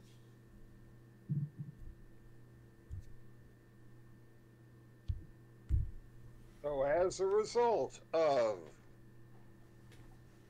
taking additional time to search, especially this area right over here, Mm-hmm. what do I see? Did you not hear what I said? But what do I see? Yeah, that was in response to your take 20. You noticed that the altar is like crackling with an electrical energy, Okay. and that is the only thing that you see that nobody else saw before. Well, then I'll stand off, because Lightning bad. Maybe we can charge our weapon. special kind of fire. Don't like to be burned. Yeah. And send an arrow over. Are you going to shoot the altar? Yes. Okay. Yeah. Give me an attack roll. I'm assuming you're far enough away from it that you're not going to get the... Yeah. Well, it's not an enemy, so technically it wouldn't give you the disadvantage. But whatever. Yeah, attack roll. So an 18. Hits. Nice. Where... Let's say this is a... you do see the depiction of some kind of humanoid figure, and I think they also said there were like lightning bolts and shit kind of coming at it. Like, where exactly are you aiming your arrow? At the junction of the lid and the main body. Okay. And damage. Okay. So your arrow pierces into the stone somehow. Which, yeah, whatever. And your arrow. What are your arrows made of?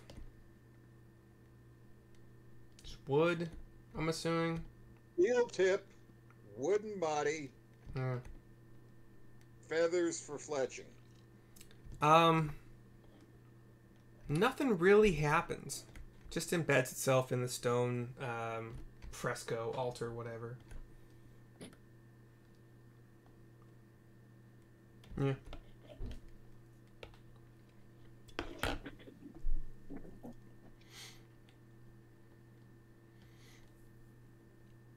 So what are we doing? If we do want to take a short break, I'd be happy to make a drink and use the restroom again. Yeah, can we take a break? Because like I said, Sure. I'm putting the I gotta piddle. Okay, let's take a shorty. 5 to Yeah, 10. sounds good. See you guys soon. Okay, right back. we'll be back at 21 minutes after the hour. Thank Yeah, you. pretty much.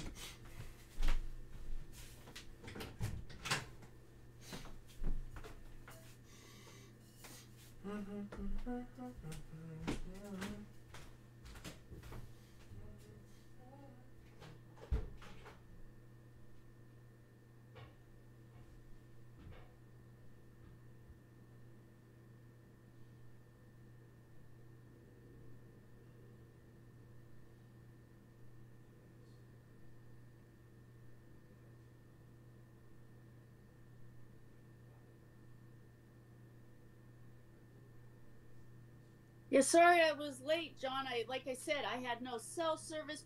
Everything went out. Everything. It was so weird. So you had 0 bars? Yeah.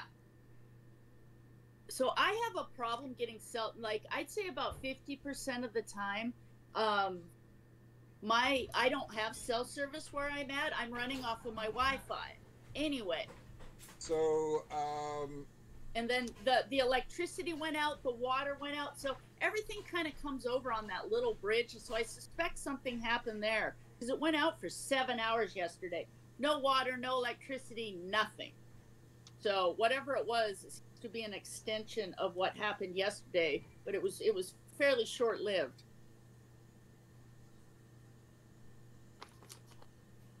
Okay. So I don't know what it was, but it was weird. But so when I don't have Wi-Fi, I can only use my phone. I can text, no problem usually, but I can't make any phone calls. I can't make any phone calls, and I can't receive any. It's just the weirdest. But I've talked to a few of my neighbors, and we all the ones that have Verizon, like we have really poor service. Have you talked with Verizon asking for a Wi-Fi cellular extender? No, but can I do that? I will do that because Yeah. I'm not the only one. Like I said, in this area, it's about 50-50. If my Wi-Fi goes down, there's a 50% chance I can't use my phone. I can. I have an okay chance of being able to text, but 0% chance of being able to make any phone calls. It's weird. So yeah, I will get a hold of them and let them know. Let's see, glitter. All right, I'm searching for something, so I'm gonna get something to drink before. Let's see. Let's see. It's flower press. Sorry, I'm digging through receipts trying to find one of the body glitters, one of the face glitters I have. I opened the package and it's dried out. Like, for whatever reason, the glitter they had in it, the seal was broken. So now that I've actually officially opened the container, it's all dried out. It's no good. So I need to find the receipt and be like, hey, you need to refund my money because the product you sent me. Eyeshadow.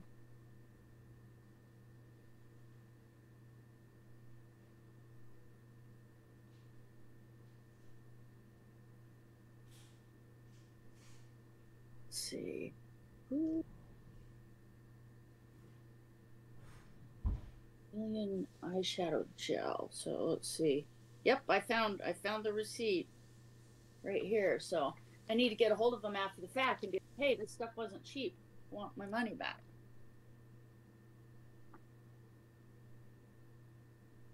I need to get in the habit of when I get something, I need to open it and make it right then.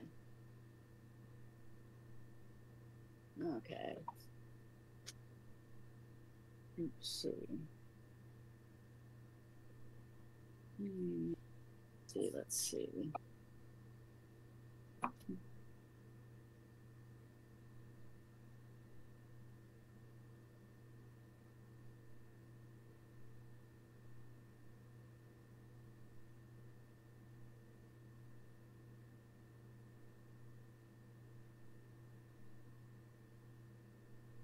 Pete's coffee.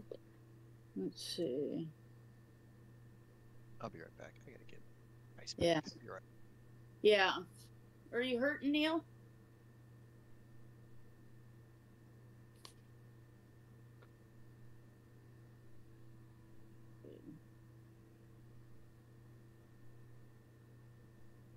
Let's see.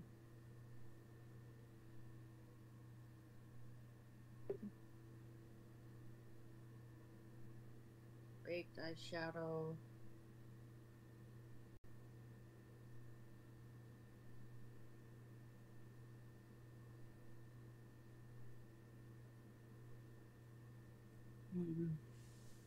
Oh shoot. Let's see. Body glitter potentially.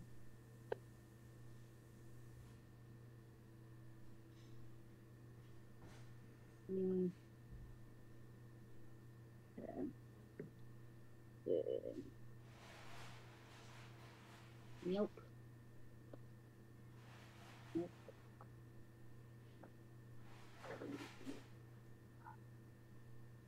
Let's see.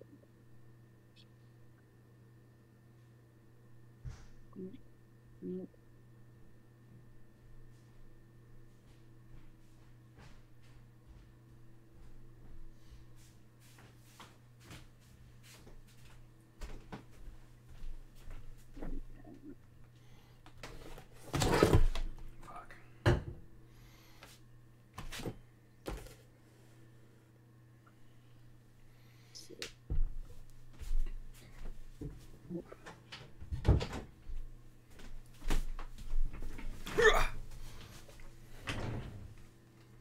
How? Fuck. I'm crazy. So annoying.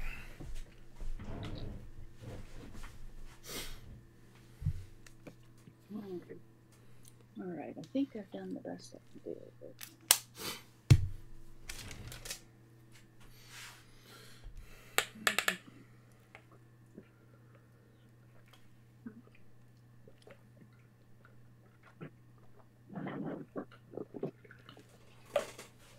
Back.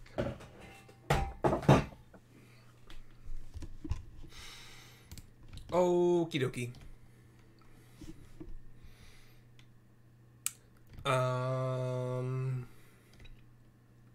So an arrow has been shot into the altar. Nothing really happened aside from it pierced it. I guess arrows can enter stone in my world. Who fucking knows? Anyway, yeah, that's about it. Still sparkling with that kind of electrical energy. Sarissa seems to have lost interest. Neil seems to have mostly lost interest. They may or may not have even noticed. I mean, give me perception checks, I suppose, if the two of you want to know whether or not you heard the arrow piercing said stone. Okay. If you don't really care, then... No, yeah, I do care. 14. So I'm kind of paying attention. Yeah, I'm paying attention. that's enough. For Sarissa. 19. Yeah. You both hear. Well, Neil, you actually hear the arrow knocked in the bow string, and then fire, and then Sarissa, you both hear the arrow piercing the stone. It sounds like arrow piercing whatever material this is made of, which I'm gonna just say is stone for simplicity's sake. I think it said stone. Well, I would then turn around and look at the arrow. Is it like sticking out? Yeah, it's embedded itself. Probably not far. A couple inches. Do I see any of this electrical energy, or do I not see it? Now that you're like paying attention to let's say that now that you're paying closer attention to this altar that's been pierced by this arrow, yeah, you notice the electrical energy kind of occasionally, like just kind of coursing its way around it, through it.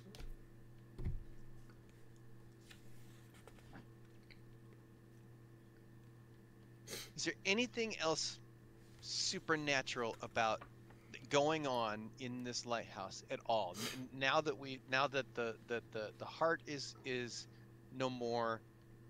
I guess there's still an orc in the other room, but there's no like lights or anything, sounds or anything else happening. Is there anything? Is this tower still active in any way like that?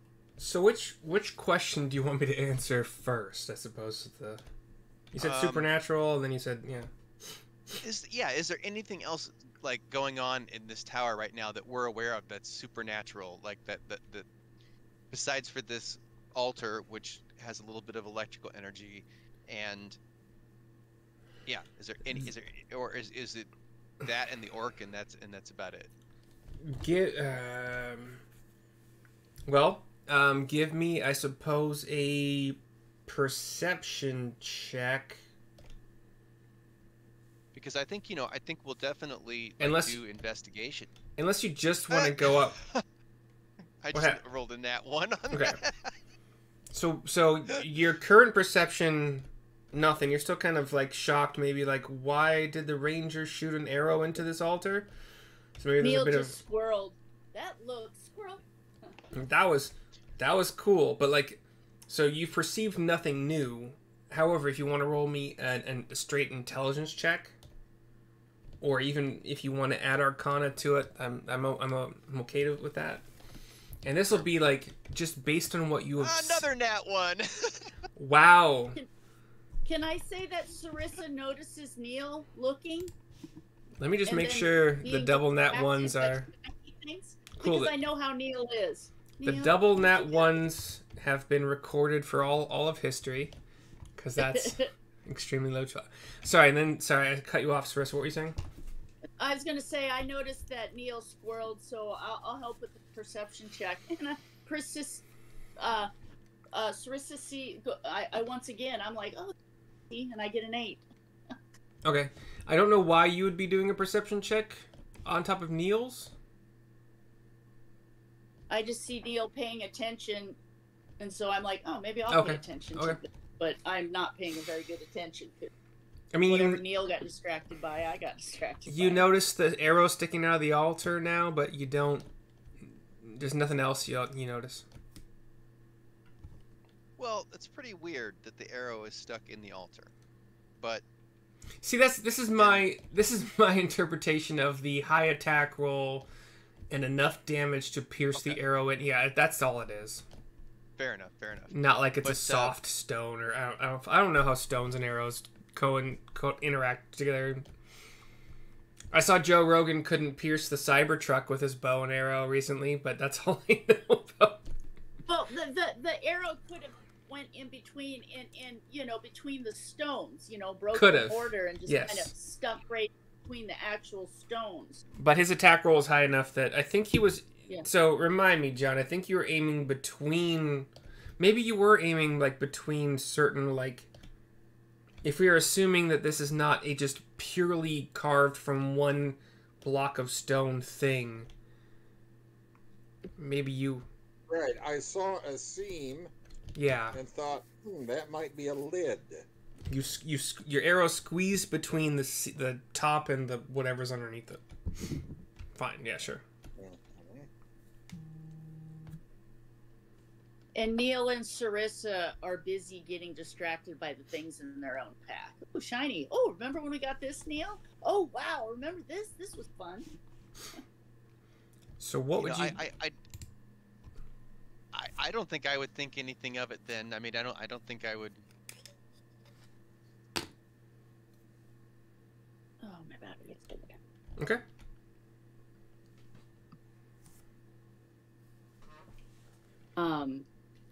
If I'm not noticing things, Sarissa, I'm probably marching off to another room. If I'm not noticing anything weird, I'll probably head off towards, the second floor to go look around that room.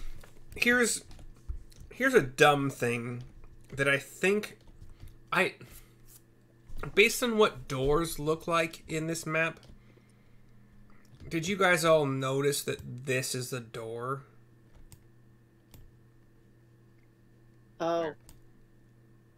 I didn't mention it in the reading of because it doesn't mention it in the freaking box text, but... Oh. Oh, no. No, I didn't notice that. That's a door. Okay. Sorry. Yeah, we definitely want to check that door out. Okay. What you doing at the door?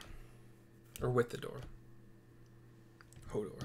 Well, I think I would know that this just goes out, so I would just open it. Okay. You do indeed open it, and you see where the harpies... I don't think the harpies were all... I don't think any of them were killed here. But this is where you saw them originate from. And you do see a ledge enclosed by a 3-foot-high stone retaining wall. Serves as what was once the nest for the harpies. You see rotting vegetation and the bones of previous meals, which are kind of like what make up the nests. Various bones, not all humanoid, lots of different kind of monster bones or beast bones or whatever.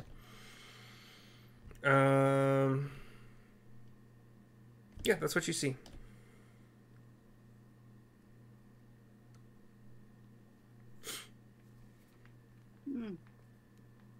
Wow. Yep. Harpy nest. Oh, lovely. We should probably go through it and find the treasure. Treasure in the harpy nest? Don't they save shinies? Oh, do they? I don't know. I just assume Sarissa assumes all bad guys collect treasure. So. Probably not a bad assumption, honestly, but I don't know if harpies count as like an arcana check. Jesus Christ! Well, why are these pages trying to fall out? What am I doing to this book?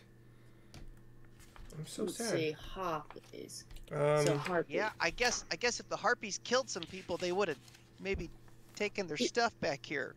That's some Yes. logic. Mm. Yeah. Yes. This So would be let's see. an, if you want to know if harpies are attracted to shinies, it would be an Arcana check. The meta thing says stripping bodies of riches and flesh. Okay. I don't know where the meta thing is coming into play here. Just the description of harpies. But I don't know if we know Okay. that. You guys did some kind of a check, It seems like we did really well. but I on the don't harpy remember check. why you were checking, what you were checking for. I think it did reveal that you knew they had like a siren song you wanted to be wary of. Mm-hmm. That's why we plugged up our ears. So I'm Yeah. assuming we would try to find their nest and be looking for the goodies. Okay. Investigation check for anybody who is searching the harpy's nest. Yes. Neil, he doesn't want to do it. Yeah. But he'll do it. Because they smell. Okay, He gets a investigate. 10. Okay. You rifle through the gross nest of the said harpies, and Sarissa got a 13. Ew. Sarissa, you do find a potion container, and I'm not entirely sure. Like, this is where I don't understand things. Like, it just says they find this, and it doesn't say like they need to identify what it is. But Maybe it leaves it up to you. Like, do you want Yeah. to make this have figured out, or do you I- feel like, no, you find this and you know this? Do any of you have backgrounds that are very, like, nautical? Like, lots of water exploration or... Nope. Not I. No. Okay, so none of you recognize what this is, but it is a vial, a potion bottle, that has kind of blue, swirling, like, liquid inside, and no matter how you hold it, and this is just all coming from my brain right now, it always has, like, bubbles that are rising to what would be the top, like, no matter which direction you're holding it. Okay. Well, I can later on. I can magic something to identify this, but for right now, we could probably just stash it. Okay. Oh. If anybody wants to stash it, you can put it into your character's stash as vial or potion of blue liquid and bubbles. Okay, Sarissa will just haphazardly and stick it in my pocket to identify later. Yeah, just make sure that you put it in your inventory as that. You can try to identify it later if you want to, or have somebody else do it. Okay, notes. So let me add a note. You can also literally just put like Julie had us do for various things. You could do the ball bearings thing and just change the name and quantity if you want to. But if you put it in your notes and you can remember it's in your notes, then that's up to you. So ball bearing. So, and we can change the name of the ball bearings, Yep. right? Yep. So. I did that for a lot of the shark teeth and coral and whatever. How do I change the name? Like customize item somewhere in there. Although I'm on a PC, so I don't know what it looks like on whatever you're on. Yeah, I'm on it. Yeah, so I'll figure it out. All right. Make a note. So that is all that has been found by the investigation checks of Neil and Sarissa within these bone and whatever nest things of the harpies. What you guys doing next? So, vial of blue liquid. Is there anywhere else we didn't search really good? Are you asking me or Sarissa or somebody else? I'm asking Sarissa and Okay. and And Real. Rio. I'm sorry, Rio. I kept thinking Eloy. I was like, what? Rio. I move into the harpy's nest and look around. Okay. What are you looking? Standing water. No standing water. And there's no standing water in here. In either room, correct. Is this here a window To the west of you? Narrowed Yes. section of wall to the west? That's a narrow. It's a window that you can see a couple shipwrecks down below. And water, obviously. Okay.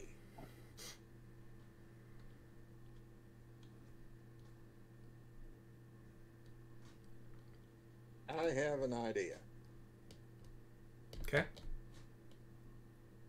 I'll take out a 50-foot length of rope and soak it with water from a water skin. Okay. Row one end out the window into the water down here. Okay. I caution everyone to stand back. You said a 50-foot length of rope? Yeah. I'm These assuming. are 5-foot squares, so I see 5, 10, Well, 15, 20 down to the water. so what I'm asking you, so just FYI for future maps, that entirely depends on the angle of the slope. For just Right. basic I math see and the physics. 5-foot indicator at bottom right. Yeah, that's literally just for the squares you are standing on.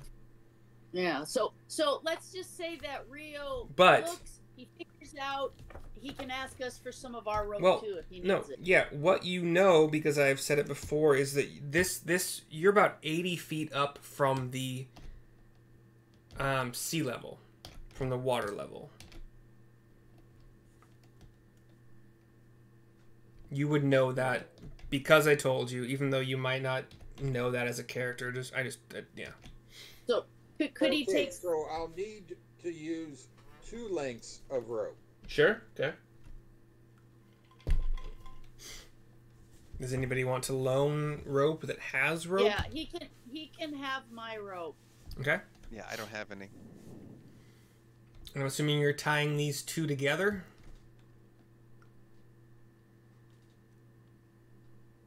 Yep. Give me a survival check to make sure your knot is not crap. 11. That's fine. Can I use mending on it? No, To, like, because make- they're not. It's Nah, not. yeah, It's 'cause not broken. You're right. Yeah. It's not broken. But yeah, his survival check is fine. He gets a square knot or a sailor's knot or whatever the heck combines two lengths of whatever. And you toss it out the window down, so at least one end, some portion of one end is touching the water or in the water, and you have the other end in your hands for now, I'm assuming. You're right. I ask everyone to step to the far corner of the square room. like- Excellent. The top right. Right. Okay. Sarissa, Sarissa, get back here. I'm assuming you're moving there. Yeah. Sarissa follows the crowd.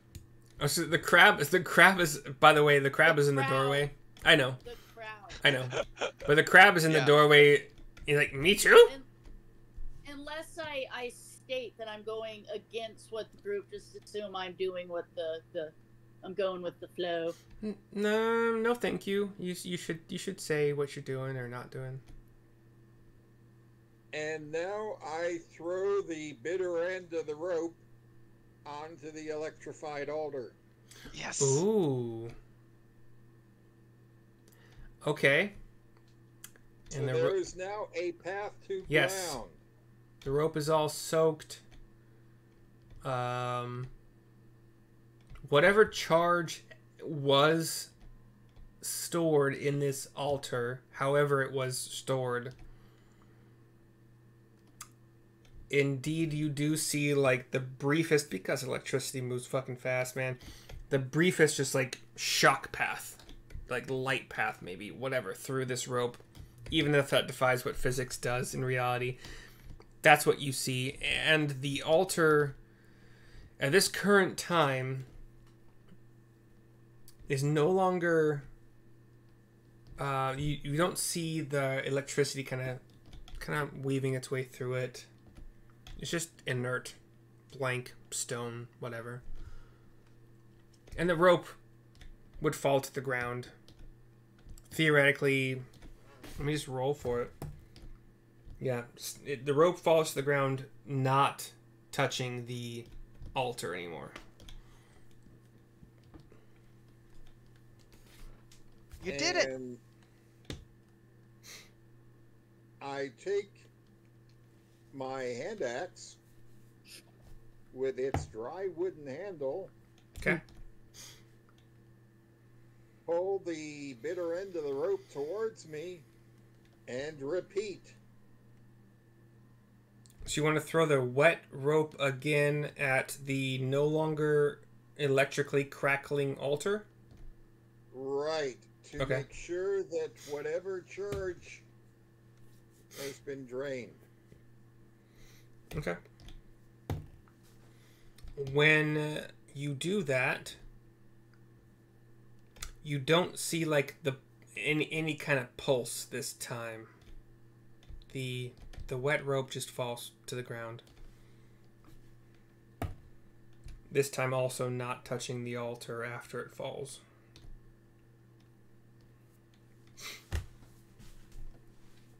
Okay. Then with that axe, I then lift the lid off the altar.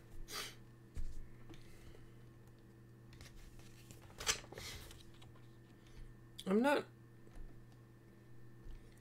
Okay. The seam in the rock between the lid and the body of the altar. Yeah, there's... I think I did that just to, like, make it obvious where the arrow could have gone into, because a lot of people were like, why would arrow ever enter stone? That's dumb. So I created a seam for that purpose, and that may have been wrong of me. But there's no lid. There's nothing to lift off. So I apologize if that wasted a lot of time for any of you. Never mind. If there's Could be my bad. lid to the altar, if it's a solid piece of stone, Yeah. then we found it's a solid piece of stone. Maybe there was a seam. Well, that's smart. Yeah. Yeah. You tested it out and yeah. It could be a square of rocks with just a lintel or something set over the top with no... Sarissa will comment, that would make an excellent stash spot. Okay, we should make this into a hidden box. There is no... There's... It's There's a no- joke, Riley. Yeah, okay, good. There's no I was going to say there's no hollow spot within the altar. It's a joke. Okay. Yep. So then we investigated this. I still thought when you described it at the beginning, you said that there was Let me read it. yeah. Go ahead. The walls of this 15-foot high room are adorned with frescoes that depict ships being tossed on stormy seas, with a dark and terrible god looming above them and smiling. Set into the west wall is a dirty salt-encrusted window, which actually, I guess that is part of the box text. A stone altar with lightning bolts carved into it stands against the south wall. A metal rod actually does descend from the ceiling above the altar, splitting in two before it embeds itself in the stone. So that, you would actually see the lightning rod. Which Yeah, so this connects to the lightning rod up in the next floor. Yeah, And so what the lightning rod I is think- connected to this altar. I think even if I'd read that verbatim, but at the same time I did later say that you don't see the lightning rod, but whether you do or don't, I think you could assume there is lightning coursing through this altar. But whatever. But yeah, no hollow interior, no secret storage area. Yeah. So my bad for whatever role I played in that. No worries. We're just trying to figure out the secret power. We want to electrify our weapons or something. Understandable.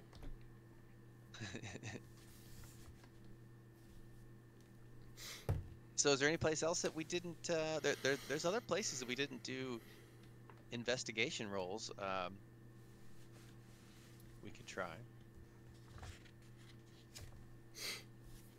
And the orc is still sitting in the other room.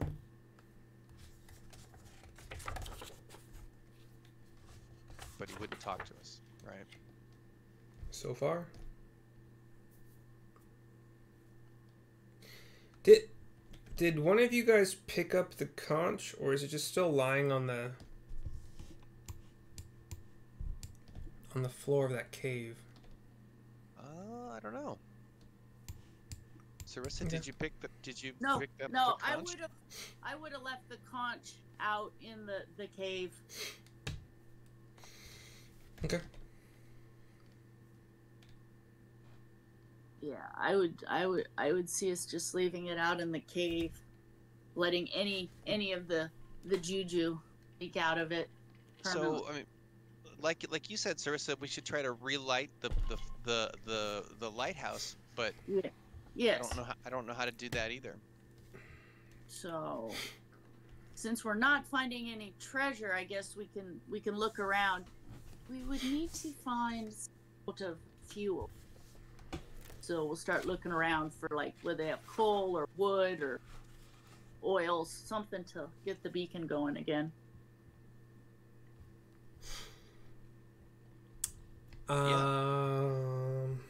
Do we find anything that we can use to turn on the lighthouse? So And Rio seems very, very handy with stuff. So I'm looking at Rio. Like, any suggestions on how we get this going again? Oh, one of the 3 flasks of oil in my backpack. Excellent. I've got a flask of oil too. All right. So we look around and see if there's like not some kind of coal or something to get the brazier going. If that is what you would like to do, even though this says absolutely nothing about how this lighthouse is supposed to work without the green fucking glowing heart light.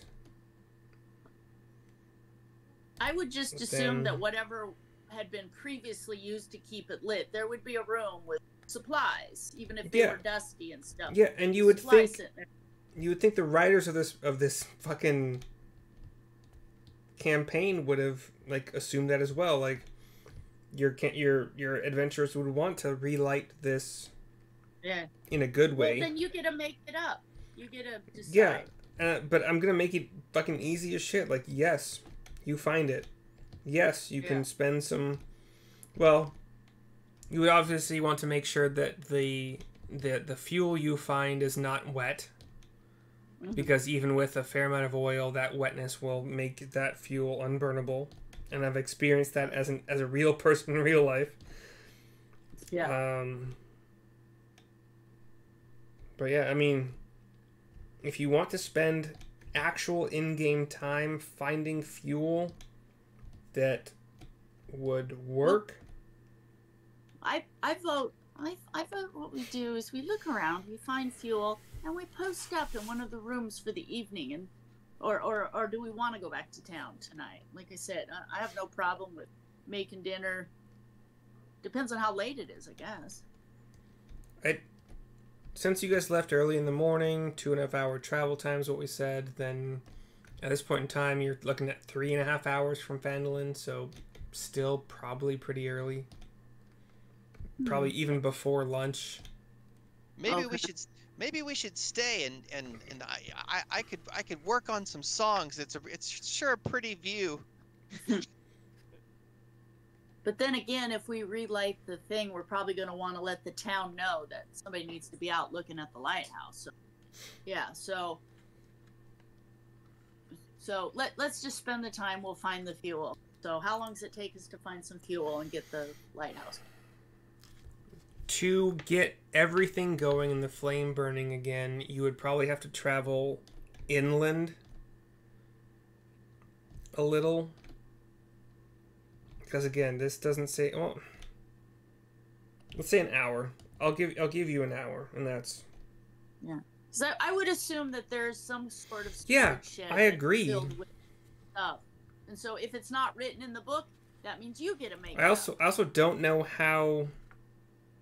In this literal day and age of this whole D&D campaign, how good they were about storing things in dry areas that were completely sealed from the elements, where nothing moisture-wise could get in and soak into the wood. And For anybody working in an old school lighthouse, I would guess if it was contemporary, there would be an excellent chance that there would be a room with extremely dry material with everything you needed. Lots of guesswork, though.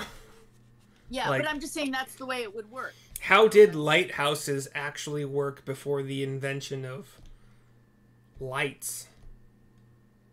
Did they need to exist before that? Well, that's where, when there were boats and stuff, that's how lighthouses ended up where they were, is the villages would take it upon themselves to light these massive fires on these cliffs where they knew there were trading routes and stuff, because unless you were the scumbag type that wanted people to crash, and there were villages that used to do that, where they would purposely light the fire in the wrong place so that you are welcome. Navigate into the rocks. You're welcome to link your source for that knowledge in the fucking Sunday chat, because I actually will. It's probably smart conjecture, but it sounds like conjecture. No, it's not conjecture. This is historical fact. Okay. This was a thing they used to do. Historical fantasy facts? Yeah, exactly. But no, fantasy facts? They would there were like villages and stuff along various coasts where like the bad guys, they would literally light the beacons on the wrong place to draw the ships in, and then they wouldn't save any of the people, and they would just steal everything from the wrecked ships. This was the foundation of the economic foundation of the Conch Republic, i.e. Key West. Yeah. For Conch Republic? a century. Yeah. The Conch Republic is what pirates in the Florida Keys, and that's what they used to do. And they used to do it off the coast of Ireland. There were lots of places in the Caribbean and stuff where that's what they did, is they lured ships in to wreck on their rocks, didn't save anybody, actively murdered them, and stole all the goodies. Okay. It was a thing. That's how Key West came about. It was originally pirates. Within an hour, you guys have a lighthouse fire and the top, the third floor, the top floor, burning bright for how long you might not even know, but it's there. Perfect. Sarissa and Rio, they saved the lightning. They brought the lightning, saved the lighthouse. Neil plays his pan flute and is dancing around, like, singing songs about you. Are we exploring any of the rooms? Yes, we're still exploring. We're looking for goodies. Okay. Where are we going next? We'll systematically start on the ground floor and clear each room as we go up. So you guys are in what is called T4 right now. To the south view is T5, the harpy thingy. To the north view is T3, which I believe you've investigated all three of those adequately. T6 is the stairway that you see on your map to the top left. And then T7 is that room where the orc is with the conch shell, but there's no longer there. The orc. The orc sitting in the chair that yelled at you at the beginning and is currently inert.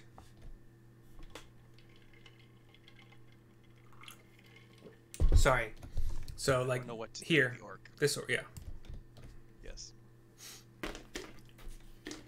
So where are we going? What are we inspecting? What are we doing? Well, we'll clear the ground floor, and if there's nothing in any of those, we'll just go up to the next level, start at the north, and just work Let's our go way. look at the lightning rod up on the second floor. Okay. So we're not clearing the ground floor first? Oh, No, yeah, I thought we said that Yeah, we that's. did. I said that 3 yeah. times. We're clearing the ground Yeah, floor. you guys... Yeah. But that's not a thing that I can do anything with. Are you saying that you're gonna... We'll start with the rooms in the north. We will clear them. So we're as far north as you can get in this building. We are clearing that room. You have Do we tokens. You can move them to where you are on the map, and then you can ask me... Yes, thank you. So, Sarissa, you guys are investigating this room. Yes. So whomever So wants go to back into investigate the this room, door. give me investigation checks, please.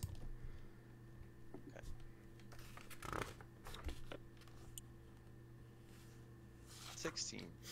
Okay. Investigation, right? Yeah. Okay. 11. Okay.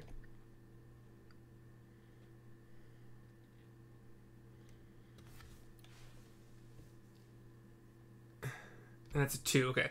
So, Neil, what exactly are you investigating in this room? You said it was empty except for the orc who's sitting in a chair. The barnacle encrusted chair and the orc who's wearing some kind of like freaking octopus hide kind of armor. Okay, but so if I was gonna, if there was any other feature of the room aside from the orc, is there anything there that I can investigate? We're gonna say this is like a fireplace, but nothing. Windows. Fireplace. Here, there's some windows. Here. And there's an orc in a chair. Yeah. All right, I'm just gonna investigate the orc in the chair. Then I'm gonna go up and just get in his business and start poking around. With a 16, you will in fact find. I mean, you obviously see the octopus hide armor, but you investigate just well enough on this orc's body to notice that there is a, like, you can like reach up under the armor, or maybe you unclasp it somewhere or untie whatever connectors, whatever.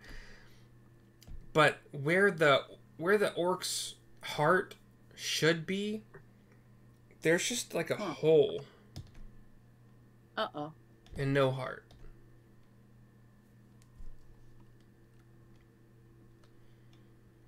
And that is about the best you get with a 16. But it's not the same size as the heart from upstairs. Correct. Right? It's an orc size heart hole. Okay. Correct. And can I see into the hole? Can I am I looking into it? Do I need to do further investigation I mean, what would you like to what are you trying to suss out? if there's anything inside of him that, like, what I can see inside of his chest? Give me a medicine check then, or investigation, I suppose, whatever's higher. Not good on the medicine. Don't It's know still, what I'm doing. It's still a 3 plus whatever either your medicine or investigation is, right? Yep. So I got a 6. You can't really get any more information from that secondary check. Neil can assess he's dead. There's a hole in his chest and he's dead. But he orc spoke to us. He just spoke to us a second ago. The orc has not responded to anything you guys have done to or around it. So did he have this hole in his chest, like when we saw him last time? Are you asking me or everybody else? Yeah, I'm asking everybody else. Like, did he have this hole? Did he have this in his chest before? I'm not sure. Either way, he's head now. Though we didn't hear anything while we were investigating. You had to, and just as a reminder, you had to either, however you would go about it, either move aside, like unclasp the armor to see this, or to like reach under it to like notice it with your hand. So Go. I mean, is this armor worth anything? I don't think so. Can we sell the armor? Oh, but what? We can bring it back with us and sell it. I mean, with a few modifications, this might be look really good.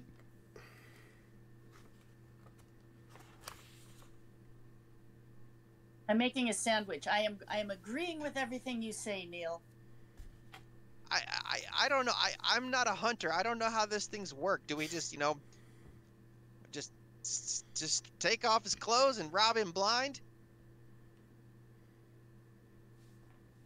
He's fair game, right? He's not really. Yeah. Sarissa just helps Neil start stripping off dude's armor. okay. If you're taking the time to do it right, which a minute, 2 minutes, whatever, doesn't really matter. Yeah. Then you have We're gonna doff his armor. You have octopus hide armor that you can put in one of your inventories. Excellent. Octopus hide armor. Anybody need a Rio? Do you need hide armor? I've got studded leather already, which it's better. Maximizes my AC. Yep, for sure. So we'll put it away. We'll just bring it back to town to sell. Does studded leather have the for it? disadvantage on stealth? No. Okay. Can you wear half plate? I can, but there's a penalty. I don't think half plate has the penalty for stealth. No, it's the you're thinking of what am I thinking of? Because Mudcoat has the best non-stealth disadvantaged leather, kind of like non-heavy armor. I thought it was half plate. No, it's I know what you're talking about. I can't remember. I'll think exactly. yeah. I haven't played that in a while. So you have this 450 gold. Yeah, you have this breastplate. Breastplate? Breastplate. It's the breastplate. Yeah. Anyway, for 450. Yeah, that doesn't have a penalty. And it's like the best AC you can get without going to heavy disadvantage stealth. Anyway, you guys have the octopus hide armor. I'm gonna put it in my inventory, even though I don't think Neil could actually carry it. Well, I'm not super worried about you adding one more thing to your inventory. It doesn't say how heavy it is, but it's an octopus, so I'm not actually even sure it gives you a lot of AC, but it's different, and it might be interesting to somebody who might want to buy it from you eventually, but not heavy. Octopuses are not heavy creatures, I think, in general. Decide where you want to go, what you want to do next. I gotta pee again. It'll be quick. We'll be right back. Yeah. Neil, are you adding it to your inventory? Yeah. I got it. So, okay. And so I put the blue pile in my inventory. Yes, the blue pile of bubbles. Yeah, I put that, and so we can have John add the next item to his inventory, so that way we're equally distributing the stuff to carry back. Sure. Octopus hide armor. That's pretty awesome. Right? I mean, how cool is that? Well, it's octopus, like I said. They've got those photospheres or whatever in their skin and stuff. I don't know how much you could actually get. What part of an octopus is like tough? It's all. Yeah. It realistically you couldn't. It would just it's not. Is it just like dried octopus skin, like dried out to a leather type consistency? Yeah, you couldn't make like snake skin. Yeah, you couldn't make anything out of octopus skin. It's no, I don't think there really is. They don't have much like skin. Yeah, they didn't think this one out. But then again, they didn't add a room with supplies to relight the lighthouse either. No. I'm starving. I have to eat.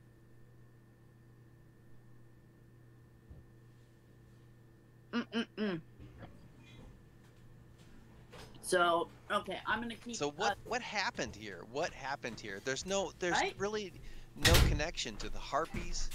There's no Yeah. connection to this orc. Well, I guess the party has run into this shape-shifting orc Yeah, before. and he said it's an orc of Talos or something, but like we weren't there for that, so I Yeah, don't actually something of know. Talos. Yeah. Yeah. Talos is the god of storms, I know. Well, but, hold on. No. Anchorite of Talos. So yeah, you're correct. It is Talos. So Anchorite of Talos. Anchorite, Talos whatever, is a god. we don't know what that means. And all they know is that it was a glowing kind of gold colored boar, larger than a normal boar. And when it tried to run away from them, they decided to follow it, catch it, and then it kept struggling, and then it turned into this orc thing, which had magic. It cast lightning bolt, and that's all they really know about it. So that's all you would know about it. Yeah, this seems more like a projection of it, like a lingering projection more Oh, than that, the actual. no, they killed the other one. Oh, okay. Yeah, Can we? because can it we tried to move- kill them. Can we move the chair? Sure. How are you moving it? Thing Where are you under the moving it to? chair. Oh, just lifting Just it up? Or? Push it aside. See if there's like a Um, trapdoor underneath. Give me an investigation check. Yes. Anybody who wants to look under the chair. I mean, does the chair move? Yeah. There's a chair. Okay. The Okay, well, barnacles Neil have not stuck it to the ground. and Sarissa are moving the chair and looking to Rio to investigate because we're preoccupied with moving the chair. You don't know if Rio's investigation is good, but It can't be worse than ours. mm,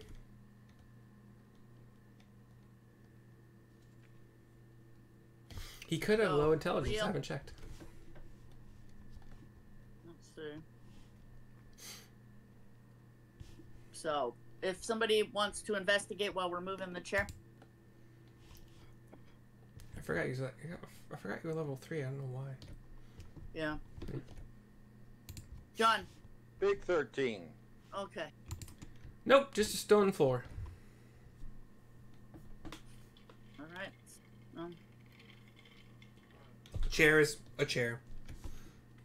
Well, Sarissa will walk around the room tapping and listening and checking out all the walls and floors and stuff. You find nothing. All right. We don't need to bury this orc, do we? Do we want to bury the orc, or do we want to toss him out the window?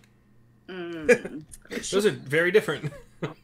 Yeah, I vote we wrap him in some, we wrap him up and throw him off the cliff because digging a hole would be quite time.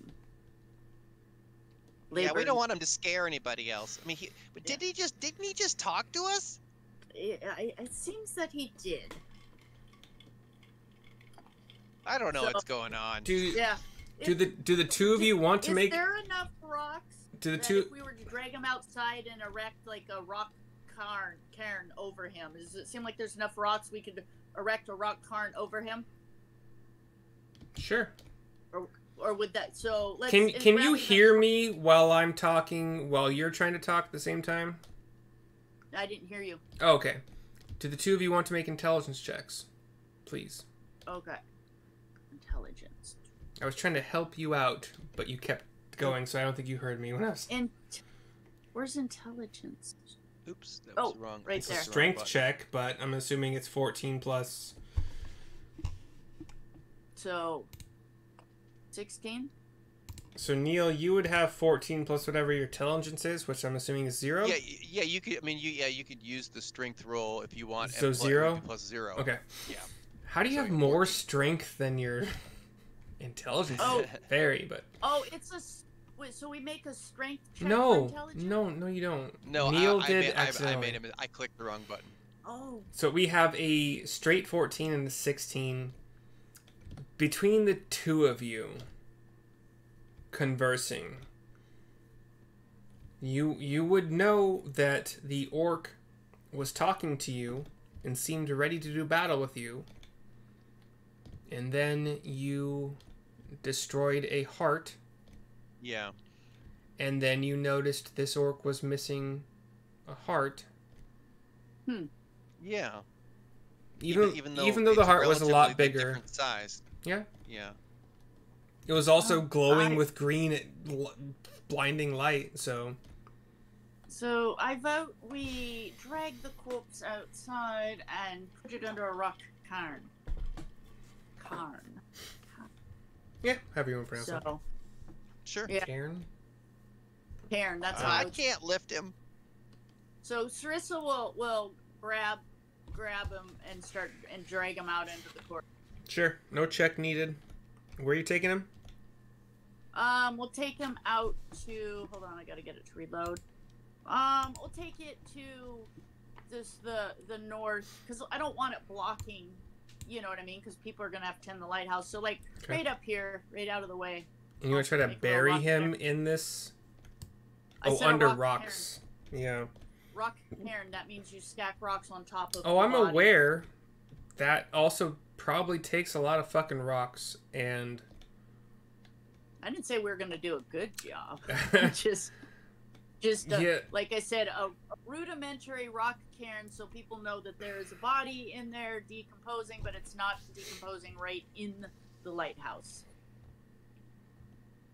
you We can are also try a sky burial too. you are not going to find enough rocks to cover up even like a tenth of his body.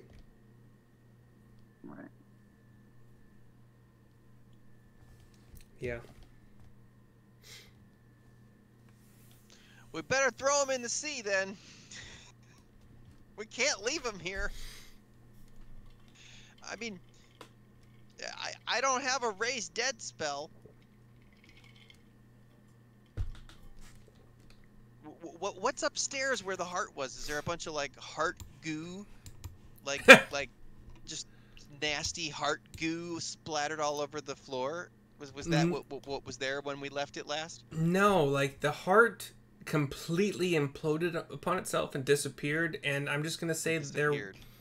no goo or blood or anything was left behind. Okay. Just a dark top of the tower room Right. It's just where empty afterwards. there now is a brazier with Yes. wood, fire, whatever. Right. We lit it. Okay. Yep. I don't know what to do with this orc except for dispose of him.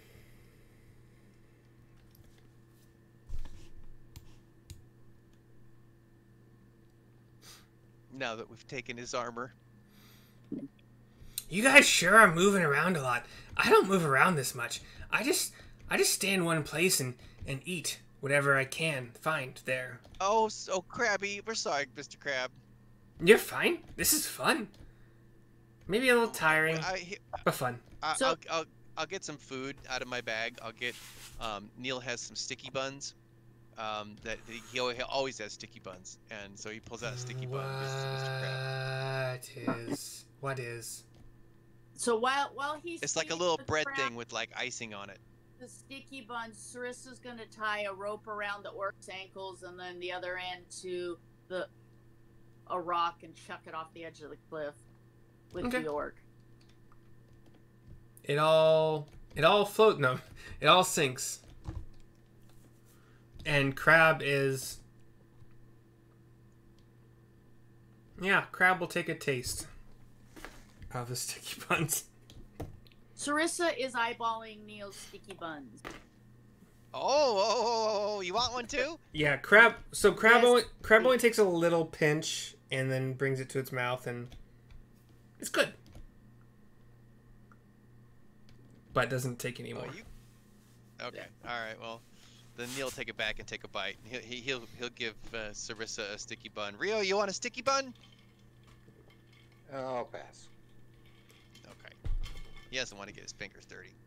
Right? Sarissa's munching on the sticky bun. So, okay, we're done in this room. Gentlemen, should we head to the second floor? Sure. All right, we'll go to the second floor and start with the northmost room. Okay. I'm just The gonna northmost space. speed things along here because there is nothing in this entire second floor except for that lightning rod. Okay. Right. And we Go to the third floor. Okay. Yeah, let's go to third floor. Nothing in the entire top of the third floor tower except for the brazier and the wood and fire that you've created. Neil looks out the window, looks at the ocean. Yeah, anytime you guys look out the window of any of these rooms or towers or buildings, whatever, that face any portion of the ocean, aside from like the eastern half of this map, there are shipwrecks 1, 2, 3, 4, 5 in the western portion of this map where the water is, and no shipwrecks anywhere else in the water that you can see. But, gentlemen, the fact that there are shipwrecks out there leads me to believe that there should be some sort of treasure somewhere. Unless they hold it off, but it doesn't. Can't these engage and look? Well, Can we eyeball investigate the cliff? shipwrecks. We could go. Yeah. We could go swim down and check out the shipwrecks. Maybe check out the cliffs first, and see if we don't find anything there. Like, are the shipwrecks something we can get to? It is an 80-foot. I can't swim. You are 80 Oh. feet above sea level. Okay, so we can't But- get to them. That is only when you are at the very this like top area where the first floor is, where this like big section of just random open ground is. If you are down in this like passageway, I'm just gonna say that's 20 feet above sea level. Does it seem practical to get down to them, or does it seem like it's just a huge hassle and not? Honestly, like there's not. You might have to do like an athletic check to climb down, but the book really doesn't say anything about that. So I vote we just. I don't know. Neil, Rio. Do You have the do we want rope. to go- you have 100 Do feet we of want rope to still. go down there, or do we just want to finish up and leave and head back to town? Well, I want to make sure to recover my 100 foot of rope. Yeah, I'm gonna assume. Exa- I'm gonna say you did. Yeah. Yeah. All right. So we should go down and get your rope and investigate the wrecks where we come. Good idea. All right, let's do that. I know there's a story here somewhere, but I just can't say it. So, Well, what are we let's doing? pick Where our are you way down. going? Yeah, where are you We're- trying to we're- enter the we're- water from? We're gonna try to get the path of least resistance down to the water and start get the rope back for Rio, and then start looking at the shipwrecks, anything we can get to. Okay, so the easiest way to get into the water would be back the way you came on this lower. I'm gonna say 20 feet from the Right. water. But obviously that's not the closest way to the ships. So It's just we'll go back here and we'll start picking our way along the shoreline to trying to get to the boats. okay. So if is anybody else?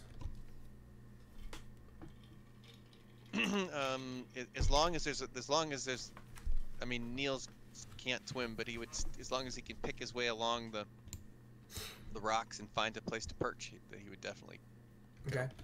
So Crab will follow you along as well. Giant Crab, he'll waddle, crab walk down these stairs with the rest of you. What are we doing? What's going on? We are looking for a cave, something with the jewels that would have come off of any of these ships' bodies. Okay. And we need to get Neil's rope back. For anybody that can't fly and doesn't have a climbing speed naturally with their character, if you want to traverse these steep, this is an 80-foot incline. Well, at like before you even start trying to like walk along these rocky whatever cliffs, you would notice not 45, maybe roughly somewhere between like roughly 25-degree incline up. So if 0 degrees is just straight up, you are 25-degree tilt. So if you're trying to traverse these steep cliffs, you're going to be making athletics checks. So can we just pick our way along the shoreline, where the water meets the cliff? There's no shore to speak of. Like the cliff, the 25-degree cliff face just gives into the water. So Sarissa's gonna beg that, Neil, we need your rope, and then there's any way for anything. Neil can fly, and sort of instead of needing a rope or anything, he can kind of fly and just land on a spot, and then fly and land on a spot again. Yeah. Not gonna help you guys out, but. So Neil, I would suggest that you go get the end of rope, recon the area. Do you see any place where easily stash the gems? If not, just get Rio's rope so we can be done here. Yeah. Well, I think Rio got his rope already, but yeah, I'll go do a recce. Okay, we'll do that and then bolt. Okay, so where are we going first, Neil? And what do you like? You're taking the Neil's rope just with doing you? a recce. No. Okay, I'm not taking. Didn't think so. No. So he's recon. Just doing a recce, looking for caves, looking for stuff that you can't see from. Okay. Unless you're super close to the water, and then all of a sudden then I can see it, or I'm looking for more details about the shipwrecks themselves, and if there's any caves or secret doors along the coast. All right, so let's make things easy here. So from above the water, you see no caves. You cannot peer into the insides of any of the shipwrecks. There's nothing of that sort. Okay. You would maybe give me a perception check, just on your flyby.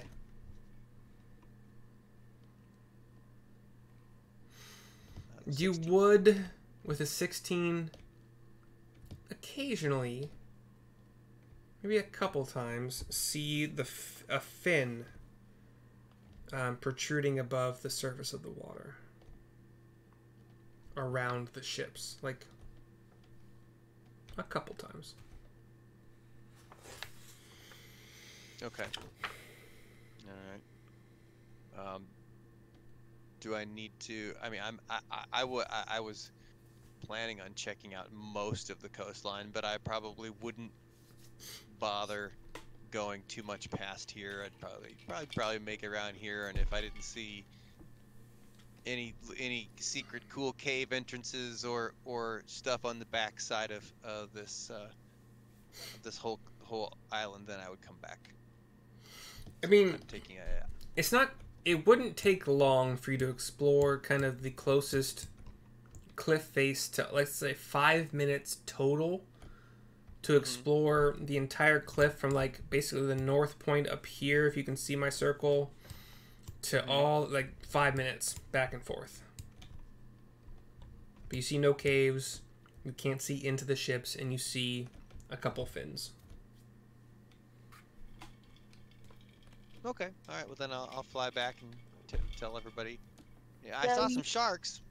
So, all right. So it doesn't sound like we're going to find any treasure. What do you say that we just head back to town, let them know that the lighthouse needs tending? It appears this is a bust. Perhaps we could grab the conch shell on our way out. Never know. Maybe that's...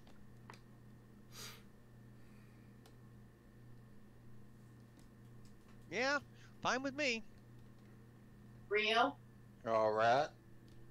Alright, so let's say we start heading out. We grab the conch shell on our way out.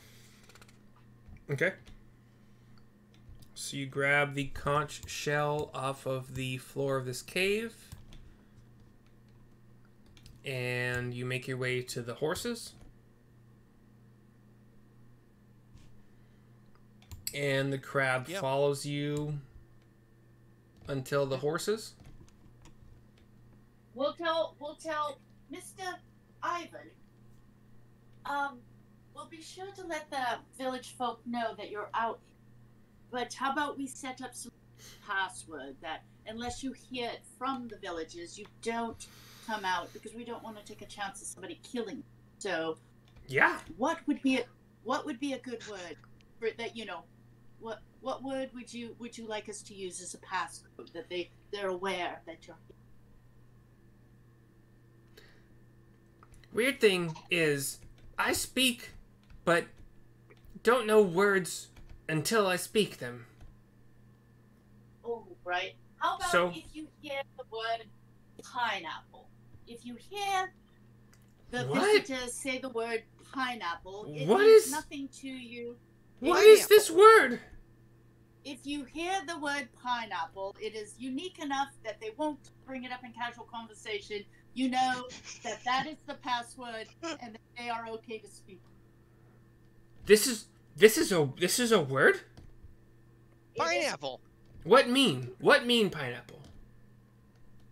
It's an excellent word that nobody around here would ever bring up in casual conversation. It's fake So word. If you say it, you know that they're safe Fake word. for you to approach. No, it's a real word. It's an exotic tropical fruit that you will probably have no knowledge of. No. Is good? It's very good, though it is a meat tenderizer. It does break down carbohydrates. No, it's you that's You make up more words. But we'll set it up with Ivan that if the villagers show up and they word pineapple to him, that means that they in the know, they know he, and that they are safe for him to approach. If he does not hear them say the word pineapple, he's going to be on his own. Like, he needs to suss it out whether they're okay to approach or not. Right. Oh. Pineapple good. Safe. Pineapple safe. Yeah. So, if me Ivan now. Yes. If me hear or see people approach, and people just they say pineapple without seeing Ivan. Hold on a minute. Neil casts Fox. He casts enhance ability on the crab. He cast Fox's cunning, and now the crab has advantage on intelligence checks. Okay, so you say that if these beings that come from Phandalin, if they say that they're going to know to say the word pineapple before they even see me, to know that it's safe for me to approach because they know I exist. Exactly. Yes, sir. If you hear the approaching group use the word pineapple, you may deduce that they are in fact friends. You may approach them and have a most lively conversation. If you do not hear the pineapple, you must avoid them or deduce the situation on your own.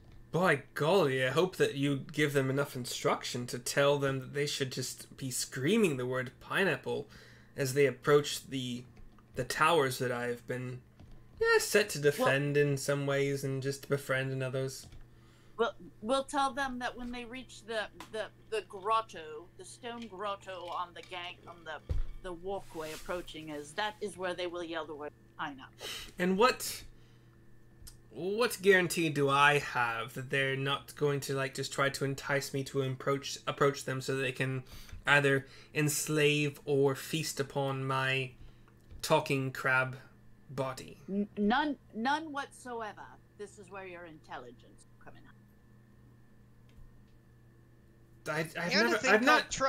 I've not always had this intelligence. It feels very new to me. Also, possibly fleeting? Probably. Probably, yes. So I should just stay away from... In about an hour. I should just stay away from anyone that's not you, it seems like. Unless they seem super friendly. Mm-hmm. And even then, he waves his crab claw in a W. Nice try, Sarissa. I don't think he's gonna get it. Yeah. I understand completely. It just doesn't seem like a guarantee of my safety. No guarantee I'm in life. You know what? I think I could build a civilization amongst my fellow crab people. We could be the crab people. South Park reference, sorry. He could be Ivor the Conqueror. I could build a reputation amongst all the crab people and build a society to rival you bipeds.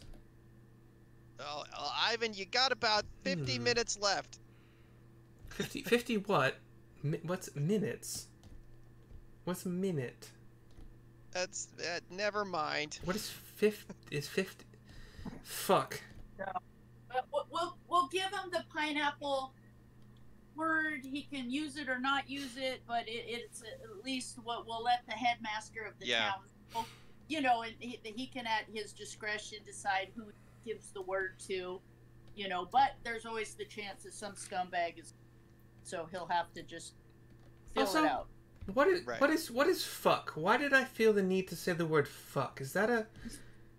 I don't know. It's fuck. It is the repost of the inarticulate. It will get you far in this world.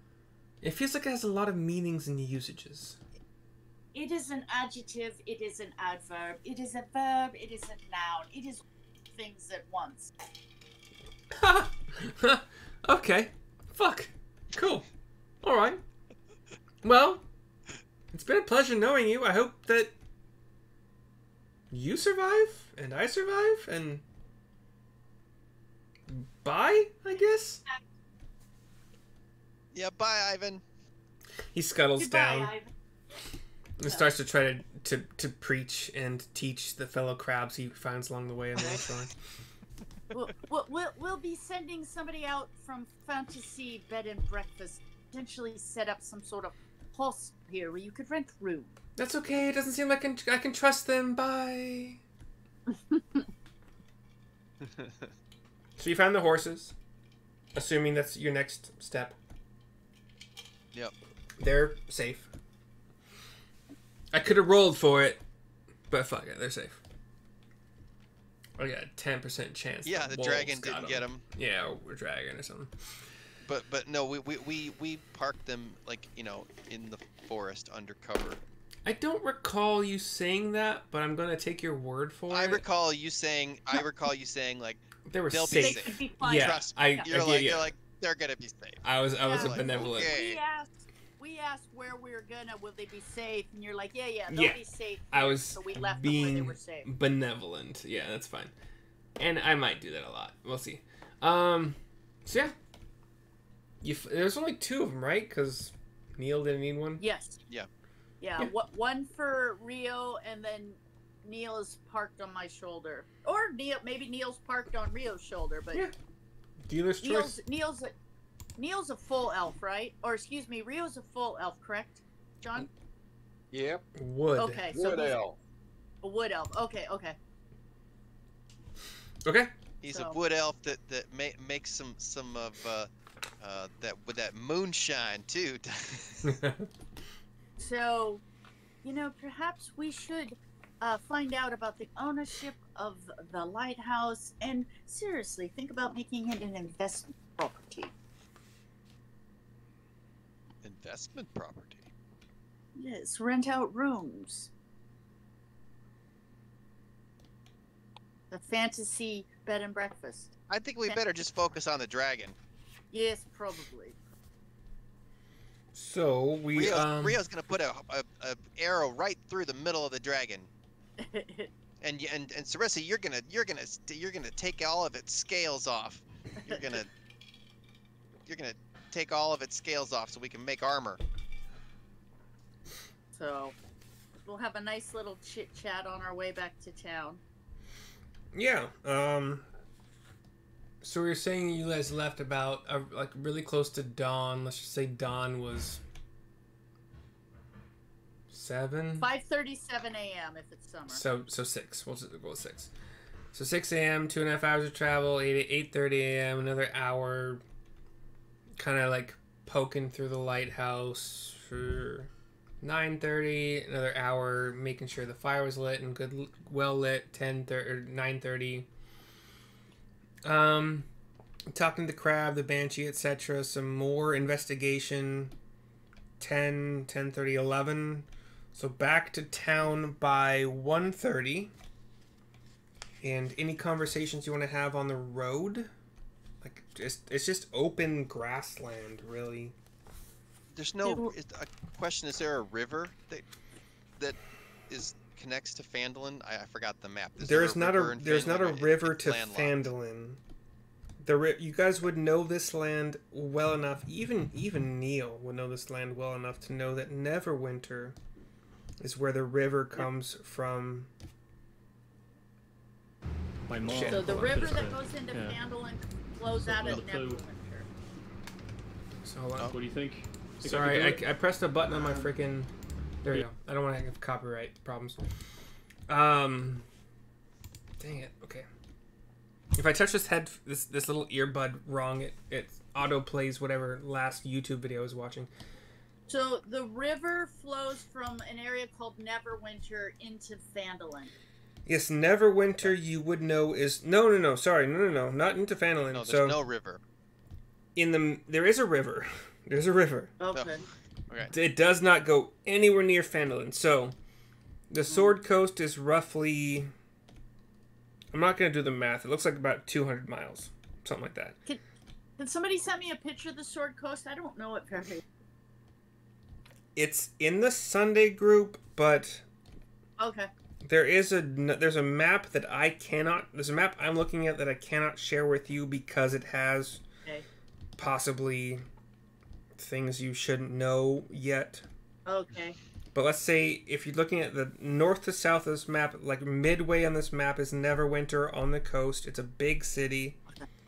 The river goes like through the middle of Neverwinter, along to the east and through the Neverwinter Wood, which is a big forest. You guys were in the Neverwinter Wood when you encountered Falcon's Lodge, the loggers' camp, and that's all you've been inside the wood so far. Okay. The tower. John, do you know? I was asking John. Have you seen this map? Do you? Nope. The tower. Okay. The Tower of Storms, where you just were, is roughly. If you think about the very bottom of this 200-mile north and south map, it's about a third up from the bottom of it on the coast. Hold on, I'm trying to find the map so I can figure out where we're at. So it's like a third of the way between the bottom of the map, which is like a Mere of Dead Men, which you can think of as where Frodo and Sam almost fell at, like the bog with the dead bodies. Kind of like that. I think that's The more Dead or less. Marshes? Yes, and the Mere of Dead Men, I think, is an analogy of like the Dead Marshes. The Tower of Storms from the very bottom of the map is about a third up, so roughly 60-ish miles, 70-ish miles. Neverwinter would be another 130. It's the biggest city of this area. It's a big coastal city. Phandalin is roughly 25 to 30 miles directly east from the Tower of Storms. So no river, no nothing, it's just grass. Okay. Maybe some trees, whatever.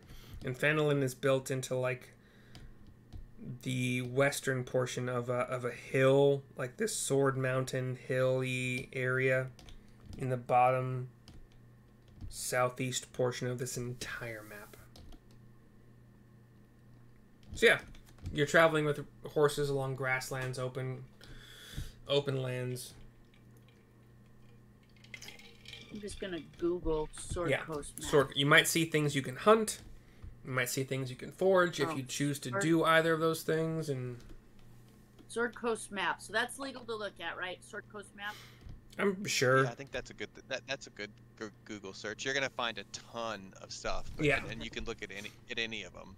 At some point, Seraphim, who was playing Flamel when you guys met him, he posted a pretty washed version of any like little towns and settlements and cities you shouldn't know about. Really, you should know about Neverwinter. You should probably know about Phandalin.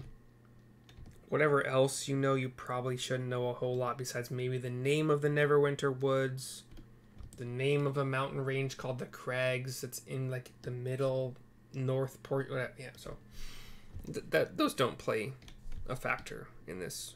Okay. Let me find where we're at. Baldur's Gate.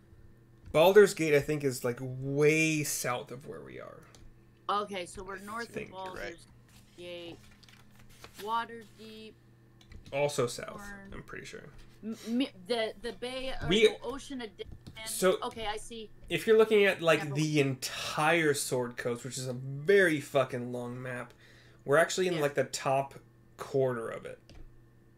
Yep, I found it. There's Neverwinter Wood, Helm's Hold, Sword Mountain, and the Sea of Dead Men. Okay, I found it. Yep.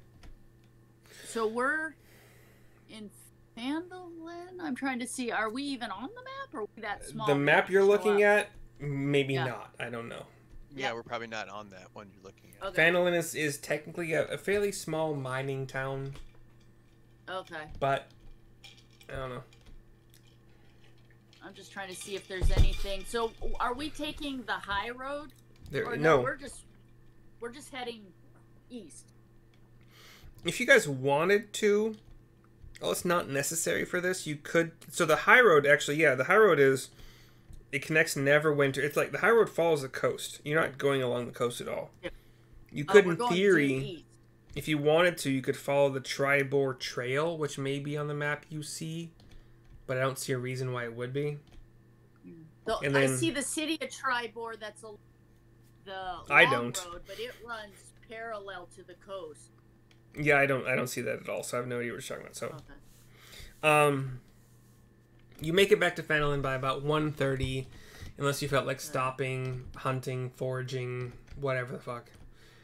Any conversations you all want to have on your way back to town? Let's say we have a conversation discussing our various, deciding how we had to operate without words. Let's come up with a set of hand signals, all practice. So if we have to operate without sound, have our hand signals all worked out ahead of time. Ooh, that's a good idea. Yes. Does that sound good, Rio? That we go over a series of hand signals that we will agree upon to have a conversation even without sound. Yep. Alrighty then. And let's just say we have that conversation all the way back to town, practicing and our signals, so we can instantly do that if need be. Okay. And what do you want to do once you get into town? Let me try to change the map here.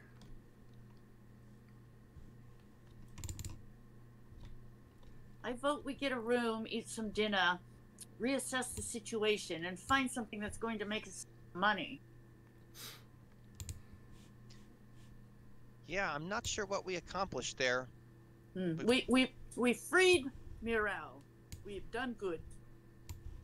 That's right, we freed Morel. And we've made not a dime though, but my God smiles upon all of us. Doing good. Well, I could see what we could get for this octopus hide. Maybe we could convince somebody that it's cool or something. Yes, and we have this vial of liquid to identify. Ooh, yes. Maybe we could we find out what that is. Maybe we could visit somebody and they could tell us what that is. Though I must say there aren't a lot of helpful people around here by our last conversation. So if we can't find a pretty penny, maybe we'll head into a larger town, sell our items.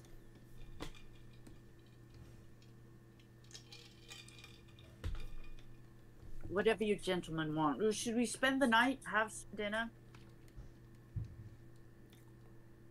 Is that do we normally like get a room here in town where we're just?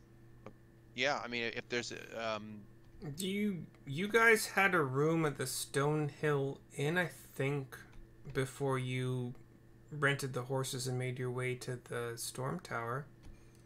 Oh yeah, the horses. We have to return the horses. Well, return the horses and find out if there's any purveyors. Didn't I gave a oh, I'm sorry, Shannon. I gave a deposit on those horses. I want my deposit back. Mm-hmm. I did not write down. I know that I had you give a deposit. 5 I did not write down what it was. It was 5 gold. per horse. I forget too. 5 gold per horse. No, it's 5 silver, I thought. Maybe it was gold. I don't remember, but I don't really care. I'm just kidding. I care. I didn't write it down. Yeah. I wrote should down have. 5. So it was 5, and I would assume 5. it was like 5 gold per horse for, like the Yeah. rental would Probably. be lower. yeah, Yeah. I wrote because I thought the rental was only 5 silver. Yeah, that would Per make sense day, to but me. Yeah, so I think it was 5 silver for the rental, but 5 gold per horse. That Yeah. we got back Deposit. when we got the horses back. I'm happy with That's I'm 10 happy with gold. that. So whomever paid the deposit, if you are indeed taking the horses back now, Yeah. you would get your deposit back because the horses are fine. You would still be out Yep, the I think that. 5 silver per horse per day. Yep. Okay. And we should find out if there's a purveyor of magical items in town. Have them assess the armor, potentially the vial of liquid. Though, if it doesn't seem there's somebody that's qualified, we might want to save the blue liquid to a town. I guess it's a play by ear. Yes, we don't want to get rid of it, you know, and Yeah, or draw unless we know what it is. draw unneeded attention. Okay. So, what would you like to do first? Take the octopus armor to the armor shop and see if they'll buy it. The Lion Shield Coster will indeed take a look at it. I have the comp too with us.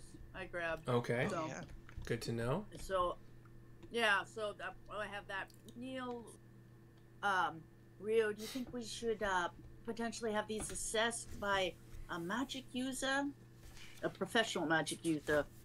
Like, I don't know enough about this conch shell. If it has to bring Absolutely. magic or what. Yeah. So I don't know if there's somebody qualified in town, or if we should just hold items. You know, wait till we get to Neverwinter.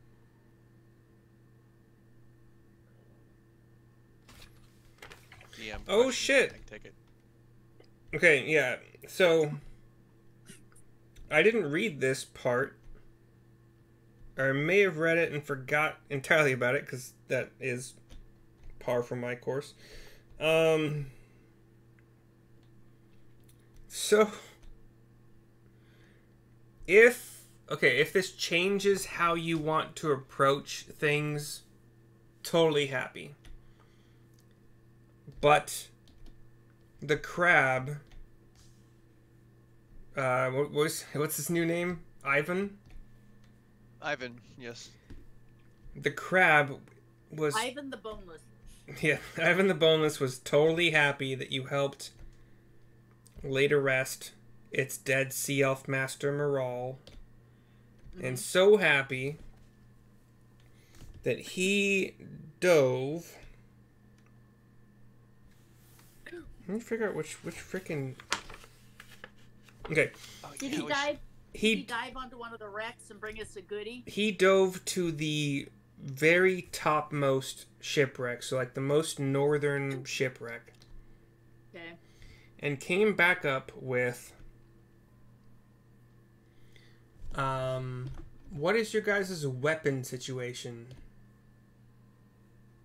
I've got a +1 sword. I don't think we Okay. have anything overly impressive. Does anyone right? not? Does anyone? So you have a +1 sword. I have a +2 sling. Okay, and then +1 sling bullets. I'm pretty. I pimped. wouldn't mind Rio? some kind of ranged weapon. Rio, what is your weapon situation? Hand axe, 1 each. Light hammer, 1 each. Rapier, 1 each. Longbow +1. Ah, That's it. you guys all have +1 weapons. Okay.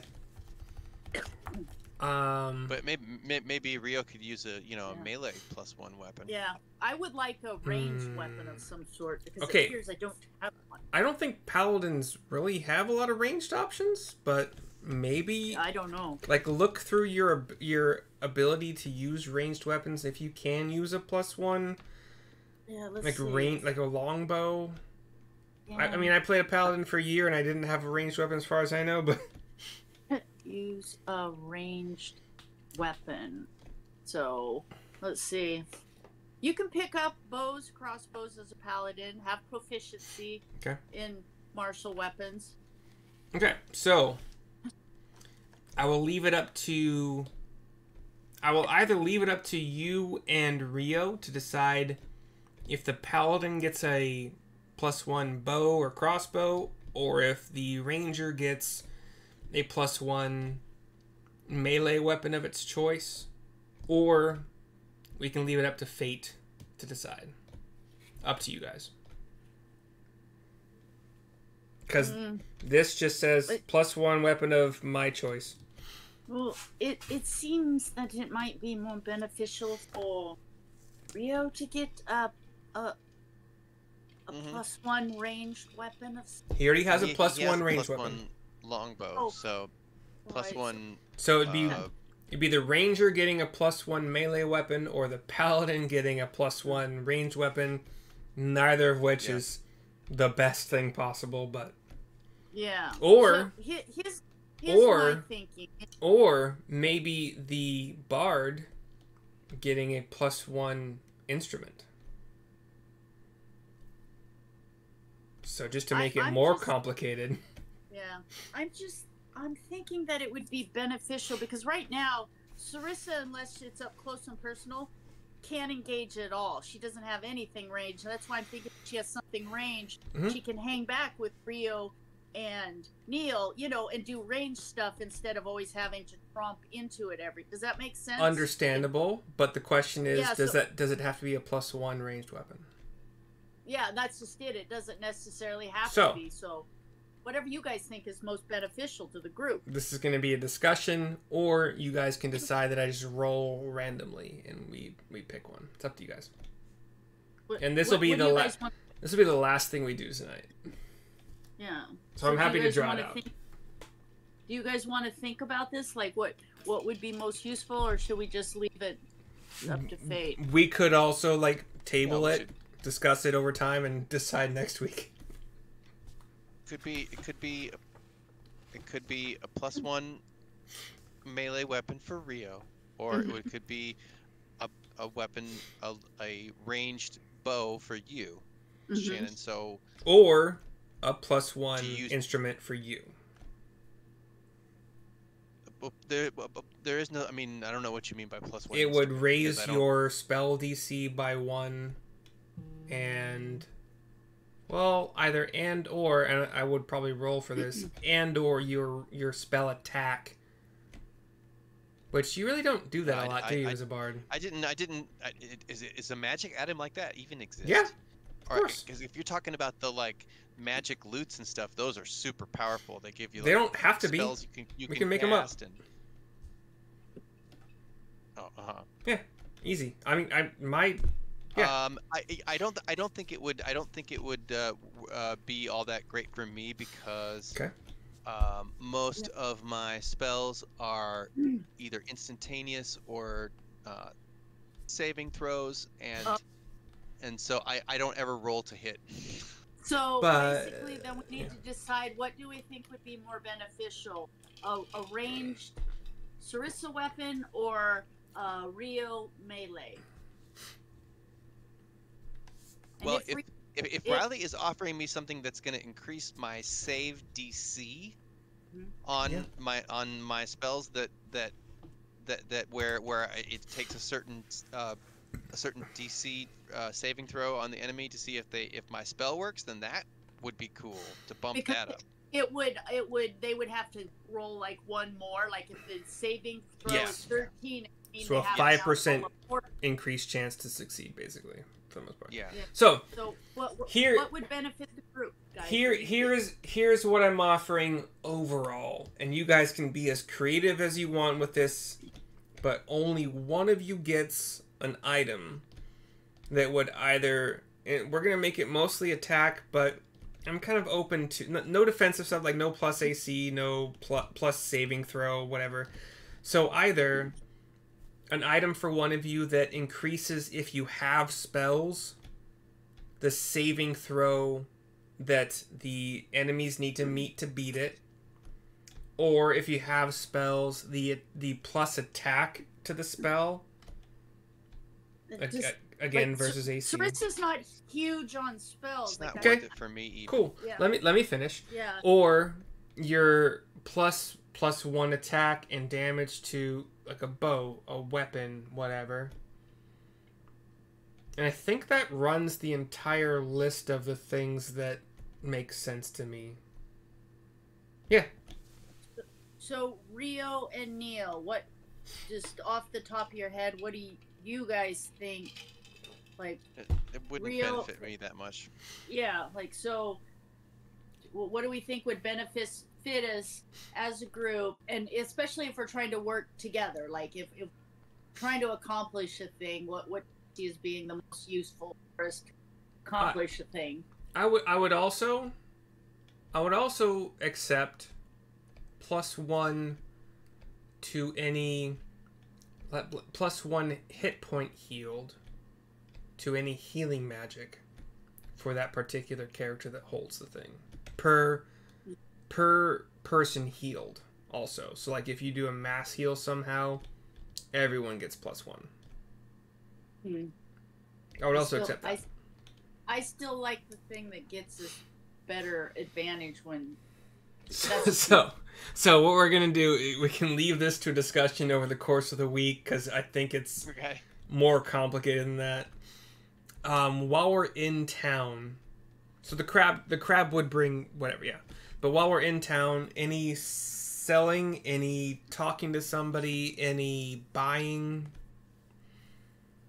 any checking of the vial or the how much the armor sells for, how much the conch sells for, whatever.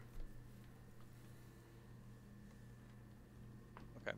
Yeah, well, we can ask around, but the thing is it's a small town. So do we get the feeling like that this is just a small town price, or do we get the feeling that we'd be better off bringing these items to a large town? It's a very great thing you asked. And then also one more thing that I did intend to add to the whole crab thing, because the crab would have brought this item to you while you're still at the Tower of Storms. You would have watched the crab scuttle down the cliff or whatever, swim through the water, and then come back with this item from... And he would have told you, oh, it's from one of the shipwrecks. Given this knowledge, in knowing there are 5 total shipwrecks, would you have wanted to stay a little bit longer and possibly explore all the shipwrecks? Yeah. If this had been an option, we would have had the crab go get the stuff, but it wasn't an option. Well, the crab Finding it. gets one thing from one shipwreck for you as a thank you to freeing whatever fucking her name was, Malia. No, that's not right. So- Morale. I- So you I know would. there's a +1 weapon of some sort in one of the shipwrecks. And I'm not trying. I just want to give you all the information I can. Did the crab seem like he would be open to going and getting more items from the ship, like goodies Yeah. for us, like treasure and stuff? 'Cause we were looking for treasure. If the crab didn't seem open to going and getting his treasure, we probably would have left. But if he seemed open after he got us the thank you, like, oh, I can go get some shiny rocks for you if you want, I can see us being like, especially Rio being like, yes, please get us some shiny rocks. I brought you this. Think you morale was nice to me. I can talk because morale. Okay, so I got this as thank you. They're sharks. Sharks scary. okay. So then we wouldn't require anything else of them because there's sharks and we don't want Ivan getting killed, so we would take our +1 and probably leave. Yeah. Unless we want to go like wrestle some sharks. Yeah, and we wouldn't want Ivan to get squished. So Up to you. You have all the knowledge I am able to give you. So What do you wanna do? What do you think, Rio? Do you think would we want to stick around and put pressure on the crab, or would we just take our item, thank him, and head back to town because there's sharks?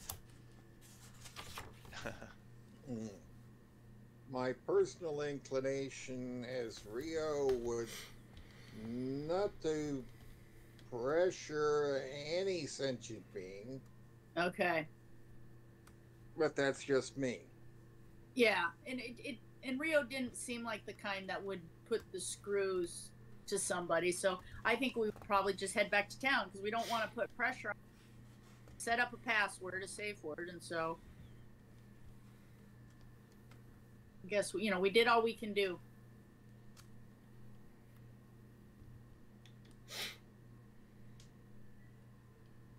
Yeah, that's fine. Yeah, it seems fair. Yeah. So Okay. So Yeah. you Well- would have. we'll make a note that there's sharks, but there's probably treasure there too. Okay. So you would have made your way back to town with the +1, whatever it is. Yeah, because I don't think we would have gone shark hunting and diving without making a plan to do so, or getting more gear, or Yeah, sure. Yeah. Good point. yeah. We don't want to die. We don't want to get anybody else. Okay. So you're back in town again, or still, whatever. You have your +1 to be decided, to be determined. You have your conch shell. You have your vial of blue swirling liquid with bubbles. And there's one more thing, right? Does it seem like they have the purveyor of Magic Islands items? Do they seem like they have enough of a trade? They would be interested in like an octopus hide and stuff like that, or do we get the feeling like the conch shell and the liquid and stuff? We should probably just stash that and. Does deal with that somebody want to look up for me what the normal price for a give me like your leather armor versus not studded leather, but there's something in between the two, right? Like heavy hide armor, heavy leather armor. Well, a hide reduces your dex, which reduces your AC. So Really? maybe it's not between. Well, it's not so much the AC I'm looking for as the price. Okay. We're ignoring we're AC looking- for now. It's somewhere between leather and studded leather in price, but there's going to be a little bit of a fun twist to it as well. So anti-magic leather armor, like something like how much that No, would cost? not nothing magical. No. Okay. Bayrot. There's so many different kinds of armor. I don't even know where to look for the money. How much? Let's see. Justin's good. Justin and John, they can find it. For what? For how much like studded leather armor goes for buying it? Like how many gold pieces? Oh. I mean, I don't have a character sheet open because I'm not playing a character. It'd be easier if I did, but how much does it cost for a leather armor? So, studded leather armor, it says is 5 gold pieces. Really? 45 gold. Hide armor is 10 gold pieces. Where'd you get 45, and what was that for, Justin? It's from That's roll. studded leather. Yes, 45? Roll 45. Yeah, roll 20, which for the 5th edition, Right. roll 20 said for the armor the cost is 45 for the studded leather. I thought you said like 5.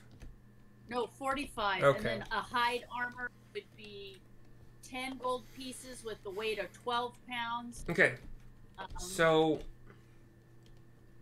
you're at the Lion Coster Shield. Yeah, anybody you would talk to be like, hey, can we sell this armor? Like, where could we find the most for it? At the Lion Coster Shield, the man behind the counter is like, what? Is this made of octopus? This is made of octopus. This is octopus hide. How? So my question is does it change color the way octopus skin does? Like how they can blend in with their background? And so, if that's a thing, maybe we want to hold on to it. Because you throw it on, and like an octopus, you look like your background. This is not in the book, but you're on the same page that I am. Okay. However, so if it's something... we got to be realistic about this, right? Because that's probably coded into the octopus's genetics versus just peeling. Like, I'm gonna be a benevolent DM and be like, once a day. So okay, this guy.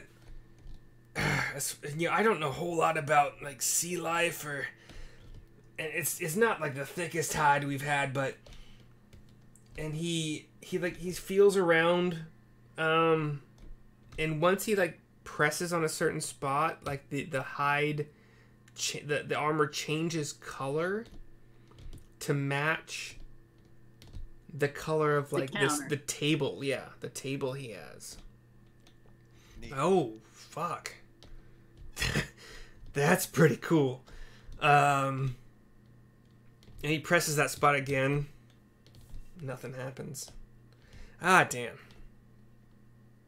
I may have used it all up. I don't know how this works because I've never had the pleasure of working with such hide, but it probably has a limited use. Like yeah, or it's all used up. I mean, who knows? Because we'll sell it to you for 50. That's pretty much what I was gonna offer. So, yeah, if you don't want it, I'll find somebody that wants to blend in with their background. Hopefully. So, hold on, Neil. I don't know any druids. Yeah, so we should ask Rio because he is a ranger and likes to blend in. So we should, Rio, do we sell this for 50 gold? Yeah, it would be a little bit worse than his studded leather, but it would give you. What's the effect that it gives you in game terms? Advantage on stealth, or what is it? Or the ability to disappear? What does it do? Yeah. I'll be nice here. He has somebody, a page boy, an errand boy, whatever. Be honest. God damn it! Hold on. I clicked the freaking headpiece again. They look delicious. You couldn't do it? Okay, sorry. It is raining. He has a page boy, whatever, run to find someone in town that he knows is better with these kind of crazy things that aren't just normal, run of the mill. And a minute or two later, this guy's just I want to make a fair trade with you. I want, because I like your business. I want to keep earning it. I just also want to know, like, what it does, like how it works. So, yeah. A And minute. We don't want to sell it off on the off chance thing that Rio might want to use too. Yeah, a minute. He just dropped out. 2 minutes later, a guy comes, like an older gentleman comes puffing in alongside the page, doing his best to keep up, and he needs a couple seconds to like recover, his breath. He looks it over. He's got. I'm texting John right now to let him know he dropped. I'm sure he knows. It's Discord. It's pretty obvious, but he looks it over. He's got a magnifying glass. He's got maybe some like spectrometer, some like magical thing. And he actually, you guys can, if your perception is not shit, you would see that he's actually also, under his breath, you can hear him casting a spell. And it is an identify spell, so he does get this spell off over the course of whatever.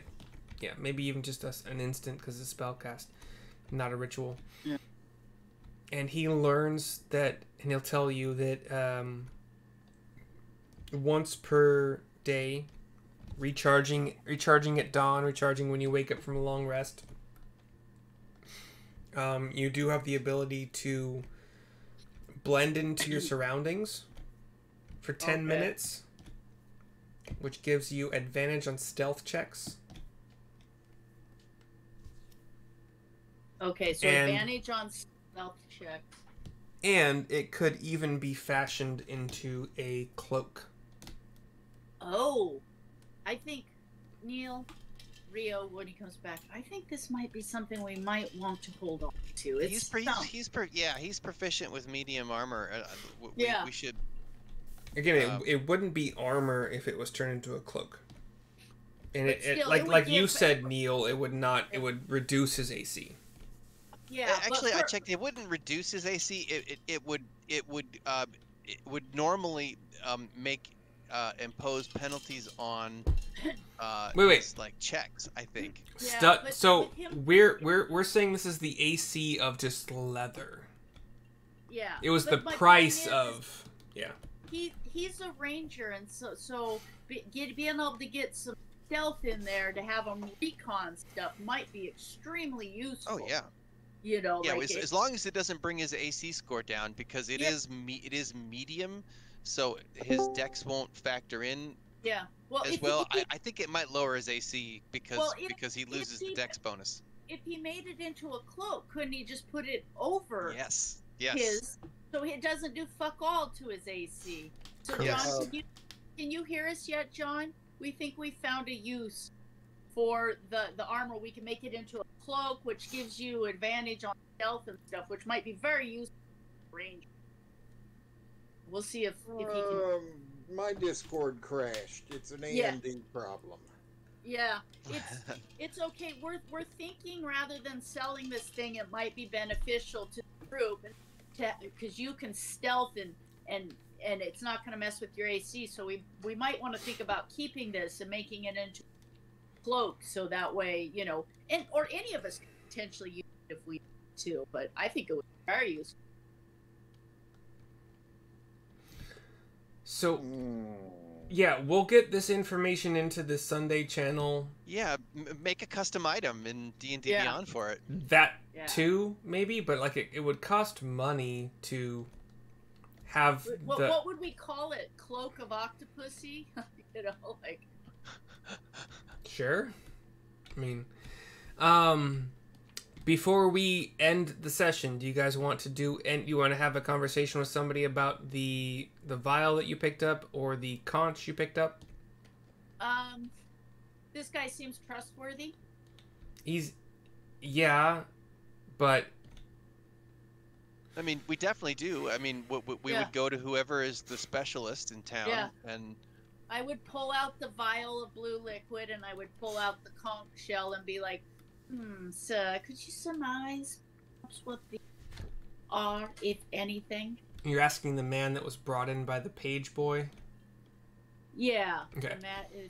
If he's seeing any magic or any, you know, He would like what's he would look into the vial and like, this is beyond what I'm like. I've used my ability to identify for today. I'm pretty limited in my magics, but I like the midwife who makes healing potions and stuff. She might be able to like check into this for you. She's only out of town. I think it's like 20 miles. She has to win. Yeah, You we guys, met her. right, yeah. Remember? I don't remember if We you already did or met. not, but okay. So Yeah, she's she nearby to the east. And as far as this conch, I guess that's the best word for it. Looks like, yeah.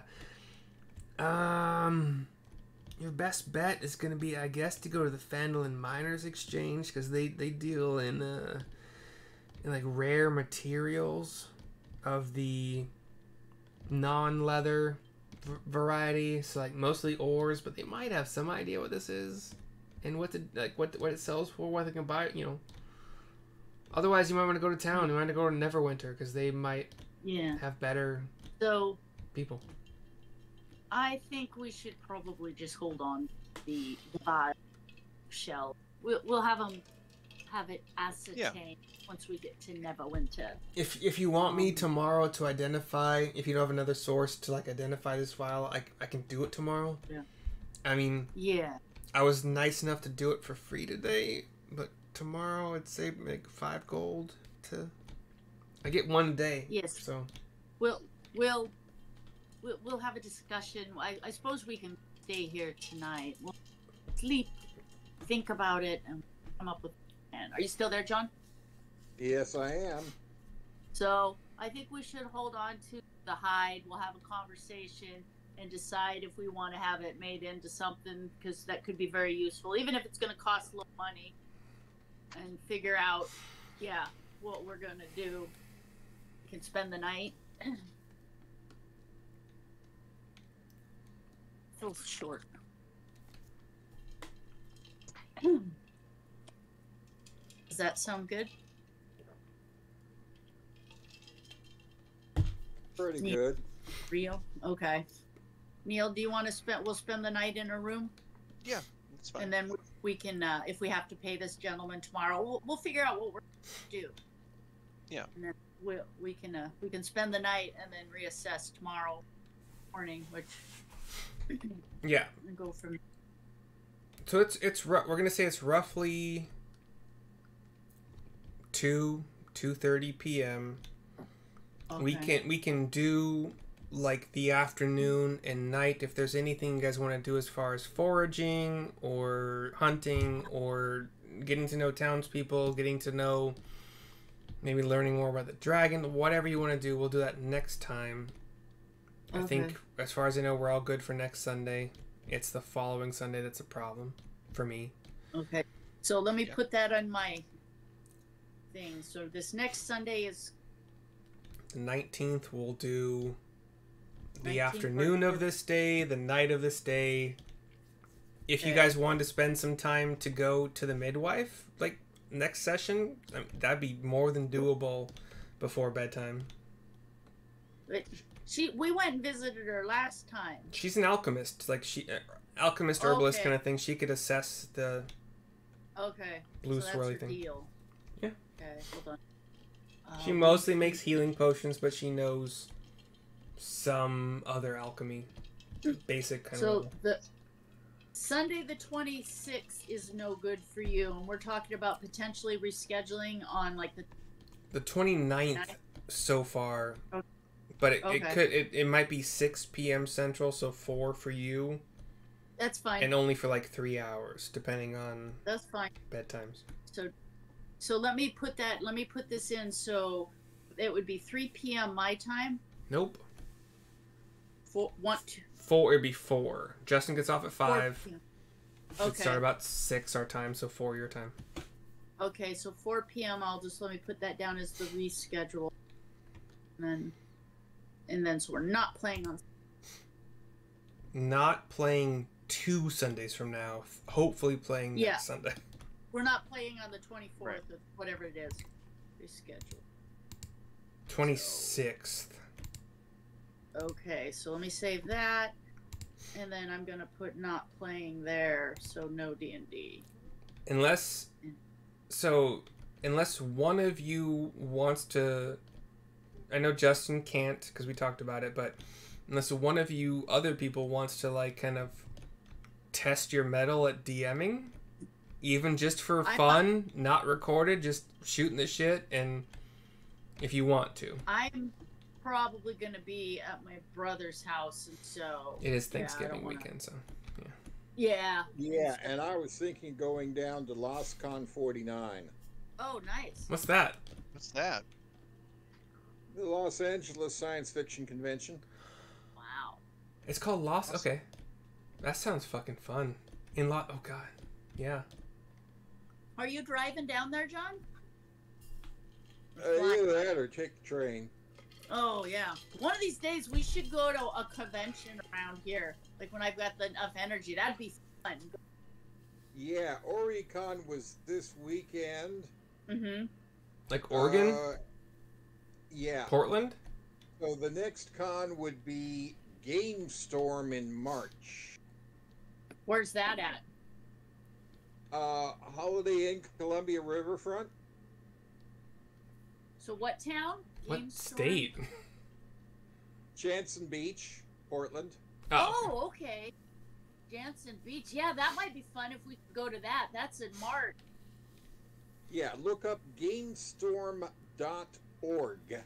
Gamestorm.org, and that's at Jansen Beach. Yeah, see, and that's not so far away. So that's something potentially. Yeah, that would be fun. When I was living in the Tri-Cities, we had what was called RadCon because we had Hanford, so the reactor, so radiation RadCon. It's still going. Yeah, it's still there. Going next year. I went last year. I went But once, Washingtonians. and I stupidly got probably more drunk than I've ever been in my entire life. And I was Oh, like, I was no. stumbling around that. I was an embarrassment. I was more of an embarrassment than I've probably ever been in my life. But they You like probably felt like they next sat day, me too. down in like this like little conference room that was like the jail for those who were misbehaving. They Yes, actually who put had you in jail? too much toxic waste. That's Uh-huh. what they call the punch. Toxic waste. I had my own drink that was overly mixed, probably, and I You pre-funked and basically had a bottle of alcohol with a chaser dumped in color. more or less, yeah.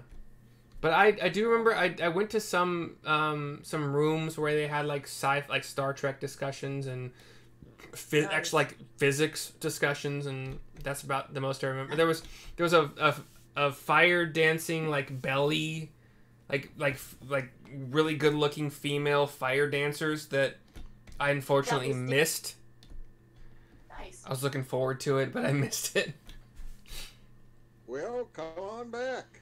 Well, I'm in Nashville right now, but I am going to the Tri-Cities for the week of Thanksgiving, so There Yeah. is next year. Alaska's going to start direct flights from Nashville to Portland. Are they? okay. Yep. Wow. Hmm. Well, we can all meet up and, like I said, go to Game Storm Con or something. That'd be fun.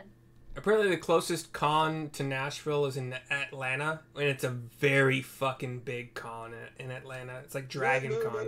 No. Liberty Con in Chattanooga. But I was told Dragon Con is the one to be at in Atlanta. Dragon Con is the largest con in America, Oh. Wow. and they have a parade with armored vehicles No. and marching bands, Wow. Of course. but it's in Atlanta in August. Oh, you couldn't pay me. That would be so fucking Yeah. miserable. Oh my god. That's like Africa hot. But I hear it's Ridiculous. big. Oh, I would bet. I was living in. But Shattuckon is closer Yeah. and friendlier, Yeah. as is LibertyCon. And LibertyCon is also in Chattanooga? As I recall. Hmm. John is the con guy. He knows Apparently. the con everywhere. That's a lot of he knowledge. is the con man. I was living in Pittsburgh for 6 months, and the only con that I know for a fact happened in Pittsburgh was a furry con. Oh, And- you remember I was asking you about furries, and you're like, Yeah. good luck with that rabbit hole, and I got a hold of you the next day, like, dude, you're I was laughing. delivering Uber Eats, driving around downtown Pittsburgh, and seeing just waves of furries, and like I couldn't park for the normal restaurants I could normally pick up from because they had blocked off parking for furries and whatever. So Yeah. to each Yeah, their that's a own, rabbit hole. but very like Pittsburgh was very annoying for how many marathons they had and bike races they Yeah. had, and they just blocked off streets like every other weekend for. My old roommate, you know, when I was I live in Atlantic City, was Pittsburgh, and he said that about Pittsburgh. He's like every week they've blocked off the downtown for something. Always. He goes like the traffic is absolute hell, and he goes it's not like every 4 or 5 months. He's like every goddamn weekend there's something. Yes, I was gonna be nice and say every other weekend, but it seemed like Yeah. every weekend. So. Yeah, he said I don't even know why they have roads because you never get to use them. They're Yeah. just avenues for people. They're a place to store their jersey barriers. You know what feels illegal? So I was living in like there are 3 10-story apartment buildings like in a block, and to get into the parking lot, which is the only place to park for my apartment building, is like this U-shaped, like a square U-shaped one direction road, and they had the gall to block the exit to this U-shaped road for the hours of like I think it was 8 a.m. or earlier maybe to 2 p.m. So if you lived in that apartment building and you wanted to drive your car out of the apartment building, you literally couldn't. It was That's ridiculous. Yeah, they were like, "Sorry, there's a marathon. You cannot cross this street. Like there's nothing you can do. You're stuck. You're stuck for 6 hours on a Saturday or Sunday." And nothing Pack I a could. lunch. Yeah. Fucking. You're Baptist and Sunday. Pack a lunch. But like they didn't. There was no warning. Yeah. It'd be different if they gave you like, you know, versus you wake up one morning, by the way, you can't move. What? Yeah. I lost an entire day of wages, which Yeah. only $100, but still like. Well, but you could have parked somewhere else had you known this was going to be a problem. There was nowhere there would literally be nowhere else to park that was not like Yeah. pay by hour, and even Like I that said, was yeah. My roommate Rich told me, he's like, Pittsburgh, he goes they don't have roads for cars. They have large avenues for people to walk on because you never get to use them for cars. Yeah. It seemed like it should have been illegal to not let people like what the fuck happens if you had a doctor's appointment that day? Mhm.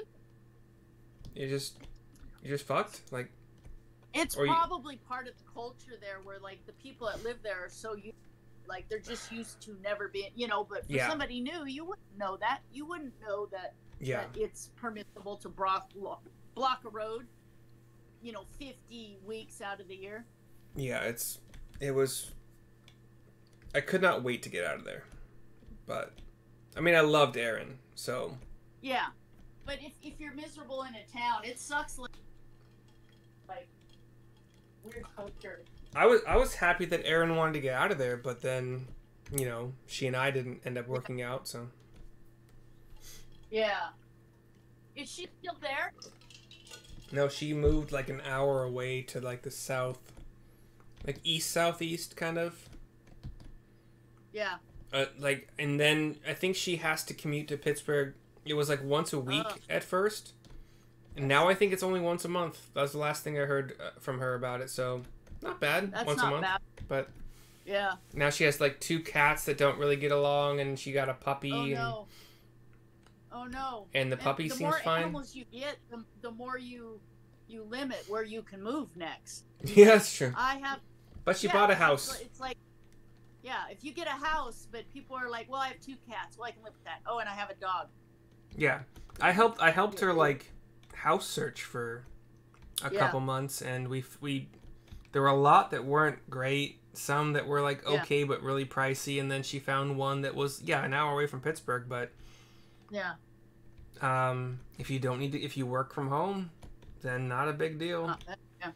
But she did But have if to you get some don't- work done to it, and Yeah. the backyard was a fucking jungle of like as like prob- up to my they chest probably had weeds to and take care of in 5 Yeah. years. and like spiders in the like a lot of spider webs in the basement, in the garage, and Ooh. that when her when we moved in, when she moved in, and May, her cat at the time, her only cat at the time, Yeah. got in the house, like she ran straight to the basement and was like hiding in a corner like amidst spider webs, and it was the saddest thing. Oh. Yeah. But like when I got there a few hours later, somehow I was able to coax May out. Like she felt better in the presence of both me and Aaron than she just felt. It might have been the testosterone. Like she just needed, Fucking- to who be with- knows? There's a Yeah, but she was out of the basement within like an hour of me getting there. Oh, that's good though. But okay, Johnny just walked in, so Yeah. how about we show up like a half hour early so we discuss what we want to do? We have our ducks in a row. We're not waiting. Does that or 15 minutes You guys early or can something, John? you guys can use the Sunday chat like all week, Okay. Yeah, maybe we'll meet up during the week because or just talk in the Justin, chat.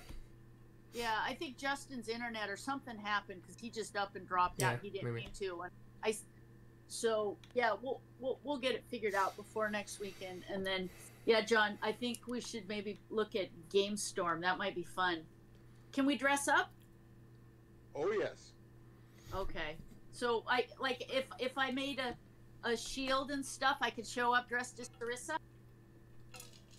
You bet. Okay, yeah, because I don't dress as other characters. I've never dressed as another character. I only dress as maybe I could go as Green or Brandy. I don't know. It'd be fun. So, one of you write this down. Make sure you keep it in your Yeah. notes. Let's just say also you went to the Fandolin Miners Exchange, where you were directed Okay. would be the best place in town in Fandolin to go. Okay. You were offered 125 gold for the conch, and he Fine. did as well as the last person you talked to. He mentioned he just thinks he probably can't sell it as well as they could in a big town. That's why he's offering a lower Okay. price. Okay. So you have that as an option if you don't want to travel to Neverwinter. Okay. Or in large town. Well, but he was large town. He was honest. Neverwinter is your best bet for a Yeah. yeah. Yeah. So we'll get it figured out. And then did they figure out? Oh, we got to go see the midwife lady to see if she can figure out what that vial is. That would be your best Vial of bet. That's whiskey. closest, yes. Yeah. If you're going to Okay, well- Neverwinter anyway, then they could also Yeah. inspect it for you. But whatever, it's up to you. Yeah. So we'll get it figured out, and we'll get together and get it figured out for next weekend. Okay. So like I said, yeah, because I haven't heard peep from Justin, so I'm wondering. It's fine. Let's call it a night. Yeah. Okay, all right. Thank you very much, kind sirs. It was good. I'll Sorry see it all was late. y'all next time, and good night. Yeah. Yes, good night.